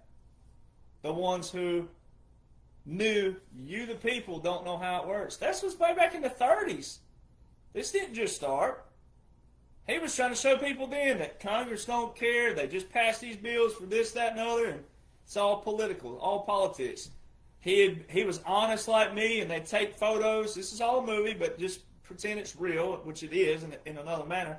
But he would do a make a face. They would get him to do a make a face, do something funny, and he'd do that. And then they put the photo of what he did in a different description of it. So he's exposing the media and Congress at the same time. Way back in the 30s. I highly suggest all of you get your little clicker on TV, hit the little button and go, yeah, play the movie Mr. Smith Goes to Washington. Take notes. So you can't have local action and national impact until you have people who knows what the local action means. You can't coerce people. You can't just go get people to go out in the streets and take action when you don't even know what you're fighting for. So many people don't realize that you got to be careful, though, who you listen to, because if someone's trying to coerce you to go do something and you don't even know what you're fighting for, they can actually be roping you into something that gets you in trouble as well. So see, local action, national impact only works if you're what? Your local action is based on what? What the president and Congress, the things you want them to work with, you need to be working with it too. So I'm going to read this. Proverbs 18 verse 2. Now I'm not someone that tells you how to live your life, so I think I'm all right quoting scripture. I'm not a cherry picker, because I don't tell you how to live your life. I don't tell you what to do, who to like, who to marry, and all that other stuff. So I'm not a cherry picker. This adds specifically, because so many people, you're following the wrong people. 99% of people you're following are just what this scripture says. Proverbs 18 verse 2. A fool hath no delight in understanding, but that his heart may discover itself. Now that's the King James Version. I'm going to do the NIV just to break it down. Its meaning is this. Instead of seeking knowledge, a fool prefers to talk and reveal their own thoughts and foolishness. Ooh, does that sound like a lot of patriots out there? So you want your opinion, you want people to hear you, you want people to listen to you, but you don't even have a foundation in the very things you're supposed to have, which goes back to what I said earlier. What's it called? Constructive criticism? You're not going to criticize me if it's not constructive. You'll never be criticized more. This is a quote out there. I think Denzel Washington is tied to it. I'm not sure, but sometimes these things get through the air. It says you will not be criticized more than someone doing more than you. Like if someone's doing more than you, they ain't got time to criticize you. So I can tell you right now, what I provide you, ain't nobody matches it. Nobody. Because they give you little slivers. Now, I know people out there, they said this, Derek Jonhson, people aren't as smart as you. This is way over people's heads. There's so much information. You don't decide that for people. I'm not decide. I don't think any of you are actually dumb. You may act dumb. You may sound dumb. You may look dumb. You may talk dumb. You may display dumb and stupidity and ignorance and all the others. But I don't actually think you're dumb, or I wouldn't sit here and give you all the ingredients and the recipe and the blueprint. But I don't decide your buffet for you. So why are these people only giving you little slivers throughout all these years? Why do they just give you this just little bitty? It's not how we take care of everything. It's not how we take action. You need to know everything. So why are you following all the wrong people? It's the same old drama style. All those people, same drama, surface level drama, opinions. They want an opinion, but they don't have a solution. The solution's already here. We already have the solution. You're listening to people who just want a name and a face, and they couldn't get it any other way. They want a name and a face. They want to be famous. They want to be popular. They want to tote the news and be the one to first say it. In racing, if you ain't first, you're last. That's true. But in solutions that deal with your life, your lifestyles, your happiness, and everything, it ain't being first. It has nothing to do with being first. It's about solutions, principles, standards, structure, discipline. And so many people don't have that, but you're following all the wrong people that don't provide that for you. All they want is a name and a face and a click, and then they're going to sell you on something. They got a subscription, or they're going to try to sell you something. All I have are books. You don't have to buy them. I have apparel that says, hey, you want to be a part of 1776 Nation? But my apparel is designed where you can wear it that provides a conversation piece for people out there. Because what my platform stands for are all the laws and the orders invoked that support the Constitution, that support the Declaration, that support our foundation, but especially our military. Which means when it points to all those, but especially military, guess what it means? Women, children first. Children, women first. And prevention. We have to teach prevention. This is a reset, a restart, and a re-education on the foundation, military, and the three branches of government. And when you know the prevention method, you'll also know this quote that you heard me read this past week, but it's straight out of the Law, War, and Peace, 1625. Hugo Grotius.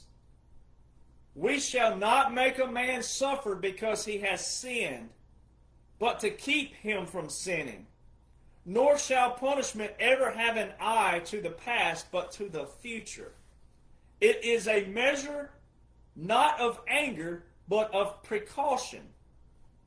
Seeing a lot of people right now, quote-unquote patriots, you just want to point a finger at somebody. You want to blame something or someone instead of yourself. You're the one that allowed the swamp. Every single one of you that don't know the laws, don't know the orders, you don't know the three branches of government, you don't know how they function, how they operate, you don't know anything about Congress, what they're supposed to do in the House, the Senate, their functions, their operations. You don't know the President, the Vice President, the Cabinet. You don't know any of that? But you want to point a finger? You want to see people hanging? You want to see people dead? You want to see punishment? But you didn't prevent it? You're a hypocrite. You just want the final result. You don't want to prevent it. You don't want to learn how to prevent it because you allowed it in the first place. You're the one who allowed Congress and all these people to operate secretively. Because you've been doing what? I've heard it. I've heard your excuses. Oh, dear Judge, we can't help. We got 2 or 3 jobs. We can't read what all you know. You're in 2 or 3 jobs because of what they did to you.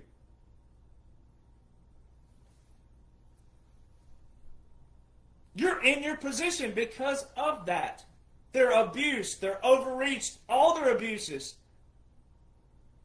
All these taxes they created because they can't create jobs. They can't create. They have no visions. They have no ambitions. They didn't have to. You know why? Because they had you captured and controlled. They knew you didn't know. They know that you have no constructive criticism because you have no knowledge on the subject. You have no knowledge on the topic. Then you want to turn around and blame someone like me. Oh, we got 2 or 3 jobs. We don't have the time you have to read and stuff. You don't know what time I got. You don't know when I developed all this knowledge. You don't know anything about my life. You have the same amount of time as I do. It's what you do with it. Oh, during 2020, during lockdown, quote unquote, what were you doing? Oh, you were barbecuing. You were playing golf. You were doing things that were open. You were doing things in your backyard. You weren't reading and studying. The beach. People were at the beach every weekend. People were on islands and all the different places on the little sandbar. Were you reading? Were you studying? Were you drinking beer? Were you drinking whiskey? Were you having you a good old time still? Were you deer hunting? Were you golfing? What were you doing? You have plenty of time. You have no excuses whatsoever. You are why we're here. And if you want to point a finger, you're the problem. You let it happen. The only finger you should be pointing is at yourself. And just like the law of war and peace, this is straight up, this is how we quell. This is how we get the kindness. This is how we get the love. This is how we get all that peace, harmony. This is how we do it. You got to get in the mindset of prevention. You need the skills on the front to identify, hey, whoa. When everybody learns the prevention skills and everybody sharpens their skills and their knowledge and education on what you're supposed to know, we'll prevent this from happening. We'll be on top of it and what they call suppress it. We won't let it build up and grow. Because when everybody has the skill sets to suppress it, it shouldn't have any excuses for it to grow. For anybody with evil thoughts, corrupt thoughts, intent and motives being wrong. We shall not make a man suffer because he has sinned. What's the Bible say? We have all sinned and fallen short of the glory of God. We're all sinners every day. That's why so many people have the Bible and Christianity so messed up. We're all sinners. We're saved by grace. And you can't premeditate sin. So it'd be like if someone says, oh, I'm going to go rob that bank tomorrow, but after it, if I get away with it, I'm going to ask forgiveness. That ain't how that works. Seeing so many people justify things. Look at all these people on Instagram. Look at all these females on Snapchat, Instagram. They're half naked. Well, I can't help I look this way. Oh, yeah, you can. Yeah, you can. If you cause someone to stumble, you're just as guilty. Don't matter if you got it or not. Doesn't matter. You can be reverent. So many people just can't. Look at all the stuff that we can prevent, and look at all the justifications that's been allowed in society.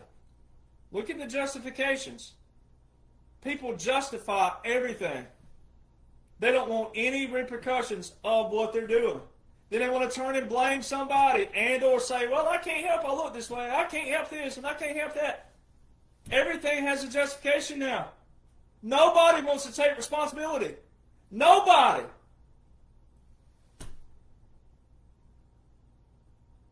We all sin.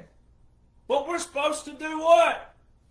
What's it say? Keep from sinning. Which means you should be intact with God. You should have a relationship with God. You should have a relationship. You should have some spiritual form that says, I know I'm not supposed to do that. Whatever your personal conviction is, it ain't mine and mine ain't yours, but whatever your personal, you're supposed to try to not do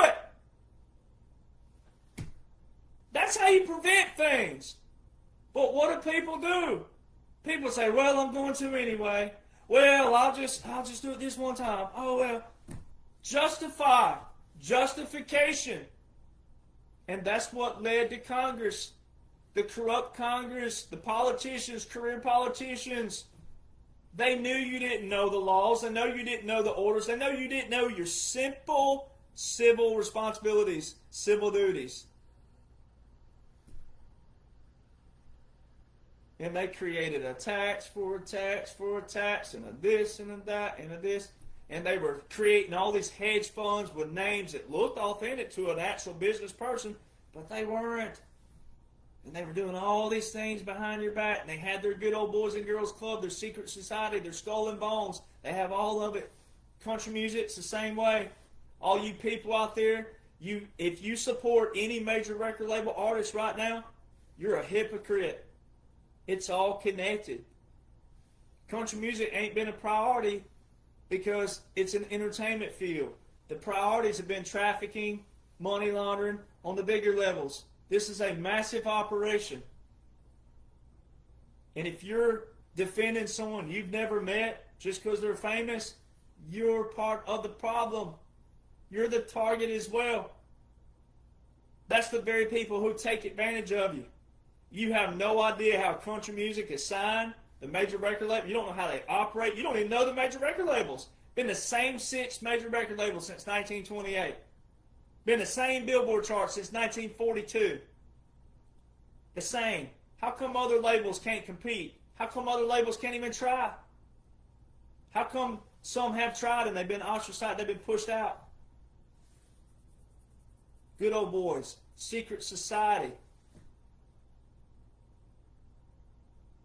I have the book on that. I had Billboard hits before you knew about me.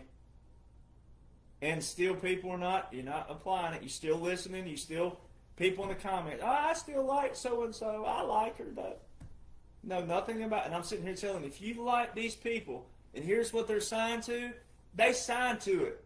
They know it. They're going with it. How come all the major record label artists only work with each other? How come they don't ever go back to anybody they wrote with when they were struggling down here, all the songwriters and people they knew down here? They only work with each other. Secret society, Skull and Bones.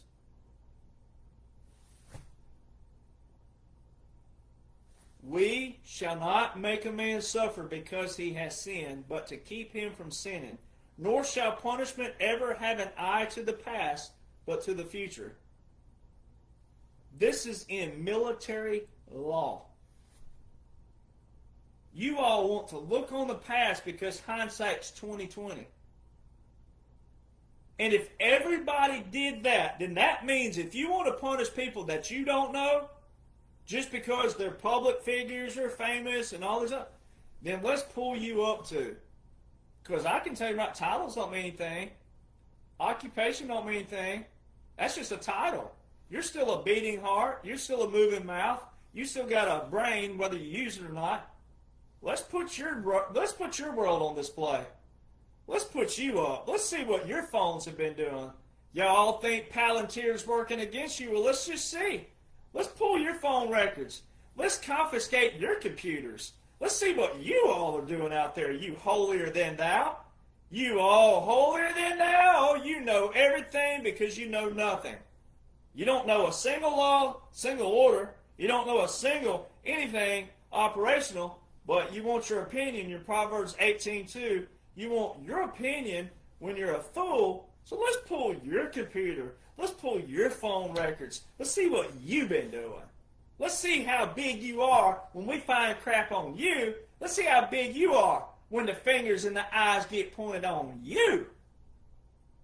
See, if everybody had to be confiscated and their personal life, what if your thoughts had to be, what if there was a way to plug your thoughts into and it run into a computer? All the people you've strangled, all the people you've murdered in your mind, let's put that on record. Right? Bible says if you thought it, you've already done it. That's what the Bible says. That's how big God is. That's how God's thoughts are. If you thought it, you've already committed. You probably should read the Bible, by the way. Those of you Christians especially, you probably should go read the Bible. The Bible says if you thought it, you've already committed it. Now see, if everybody would take this and here's how you make this applicable, this portion I'm talking about, because this is the closing. If everybody take this portion here, and then the way you make it applicable is to go, if you'll mind your own business like Hank Williams talks about, if you'll clean up your own backyard like Elvis sang about, if you'll do those two things, but then mind your own business, clean up your own backyard, but then make the laws and the orders applicable to you from a prevention method, learn the skills and the skill sets to see and identify what is and what ain't, who is and what ain't, then we won't ever have to worry about the judgment, whether is it right or wrong to capital punishment, whether is it right or wrong to use execution methods. We wouldn't ever have to do that. Those would be outliers. Those would be over here as a special case versus what has become known as a quote-unquote norm. Because if you are a Republican, conservative, or quote-unquote patriot, and you're rooting for the executions, if you're rooting, if you're cheering it on, if you're over there just like a dog looking at a bone with meat still on it, and you're slobbered in a vicious kind of way, but like you want to see executions of Hillary or Bill and all that, you're no different than the liberals and Democrats who you argue with, and you call them atrocious, and you call them all kinds of names for wanting President Trump dead. You're the same people. You're just on the polar opposite sides. But the principle is what you want dead. Who you want dead? You want to see executions and death because you're rooting for it. Executions and death and punishment should be a sickening thought. Do we have to do it? With certain cases now, yes. But you should be sick about it. You should be sick that we got to this place to have to do that. Is this right or wrong? Is this moral, right or wrong? God, I don't know. That's how you should feel and think. But we're going to have some punishment, sure, but you should get into the place of, hey, that's a way you prevent things with that mentality. It's a mentality. And if you think I'm crazy, then you are, if you're, I don't see the comments, I'm not looking at the comments, but if you are out there and you're saying that, you're disrespecting and unappreciative and ungrateful of military law that's been in, this quote right here is in the Law War Manual, the Law of War and Peace, 1625. So everybody should be pointing a finger at yourself. And when you point a finger at yourself, you go, what's the solution? You need to learn the laws and the orders that support our foundation, which is military first, the Declaration next, the Constitution and Federalist Papers simultaneous, the writings of those. You need to get back into that. You need to go read the letters. You can tap into that on they got this all over. You can go tap into this, archives, the letters of our founders, get into their minds, get into their hearts, get in their philosophy and their literature and read it. But you got to go back to that mindset. You got to go back to what they were seeing during that time period. So that's why, this book right here, you don't have to buy it. I can't make you buy it. If you can't afford it, great. You can go get on the internet. But this book is one location. First time ever. All these have been in one location. And I put everything here. The Revolutionary War, Military Establishment, Common Sense by Thomas Paine, Declaration of Independence, all in that exact order which they came. Articles of Confederation, Treaty of Paris, the Constitution, the Fellows Papers. I mean, it's got all of our foundation in it. Every bit of it. There's some pieces I left out, like the Monroe Doctrine and things, because these are your main pieces, like your foundation, your big foundation pieces of how you would operate, function. If something ever happened in this world, big, which that ain't, but I'm saying if it did, like if it's a catastrophic event, wiped out, and that book was somewhere in a basement, or it survived, you'd have that. It's like all in one location. This is what we operate and function with. You need to know those first. And it's not too late. It's never too late. No matter how old you are, it's never too late, because you have no excuses. You have my pages. All the information is there. If you can't afford the book, it's all on my pages. Every bit of it. You got to piece it together, but it's there. These are workbooks. They're in a chronological order. They're not novels. It's nothing like that. It's all the laws and orders in a chronological order. Oh, the 45-47. That book there, the Midnight Rider Bible, is your chronological order of everything in our foundation. That is your basis and everything that you need to know to then dig and see what is and what isn't constitutional, what isn't and what isn't military, is it constitutional based, etc. I mean, this is a true back to the basics. So anybody out there that's brand new to the page, you need to study that first, and then you'll get into the other, because you got time to do that. This is not over, but it's over from the standpoint of it was over when President Trump rolled down that escalator. That don't mean not to take action, but your action right now is learning your basic core principles and what is a principle and your basic foundation of our nation, how it operates and functions. What is your civil role? What is your civil duty? What is your civil responsibility? And how it applies. And constructive criticism. If you're going to criticize somebody, be constructive. Not condescending and all the other things out there. All right, well, that's it. This is your back to your basics. So I try to make it as short as possible, but I couldn't. It is what it is. So, yeah.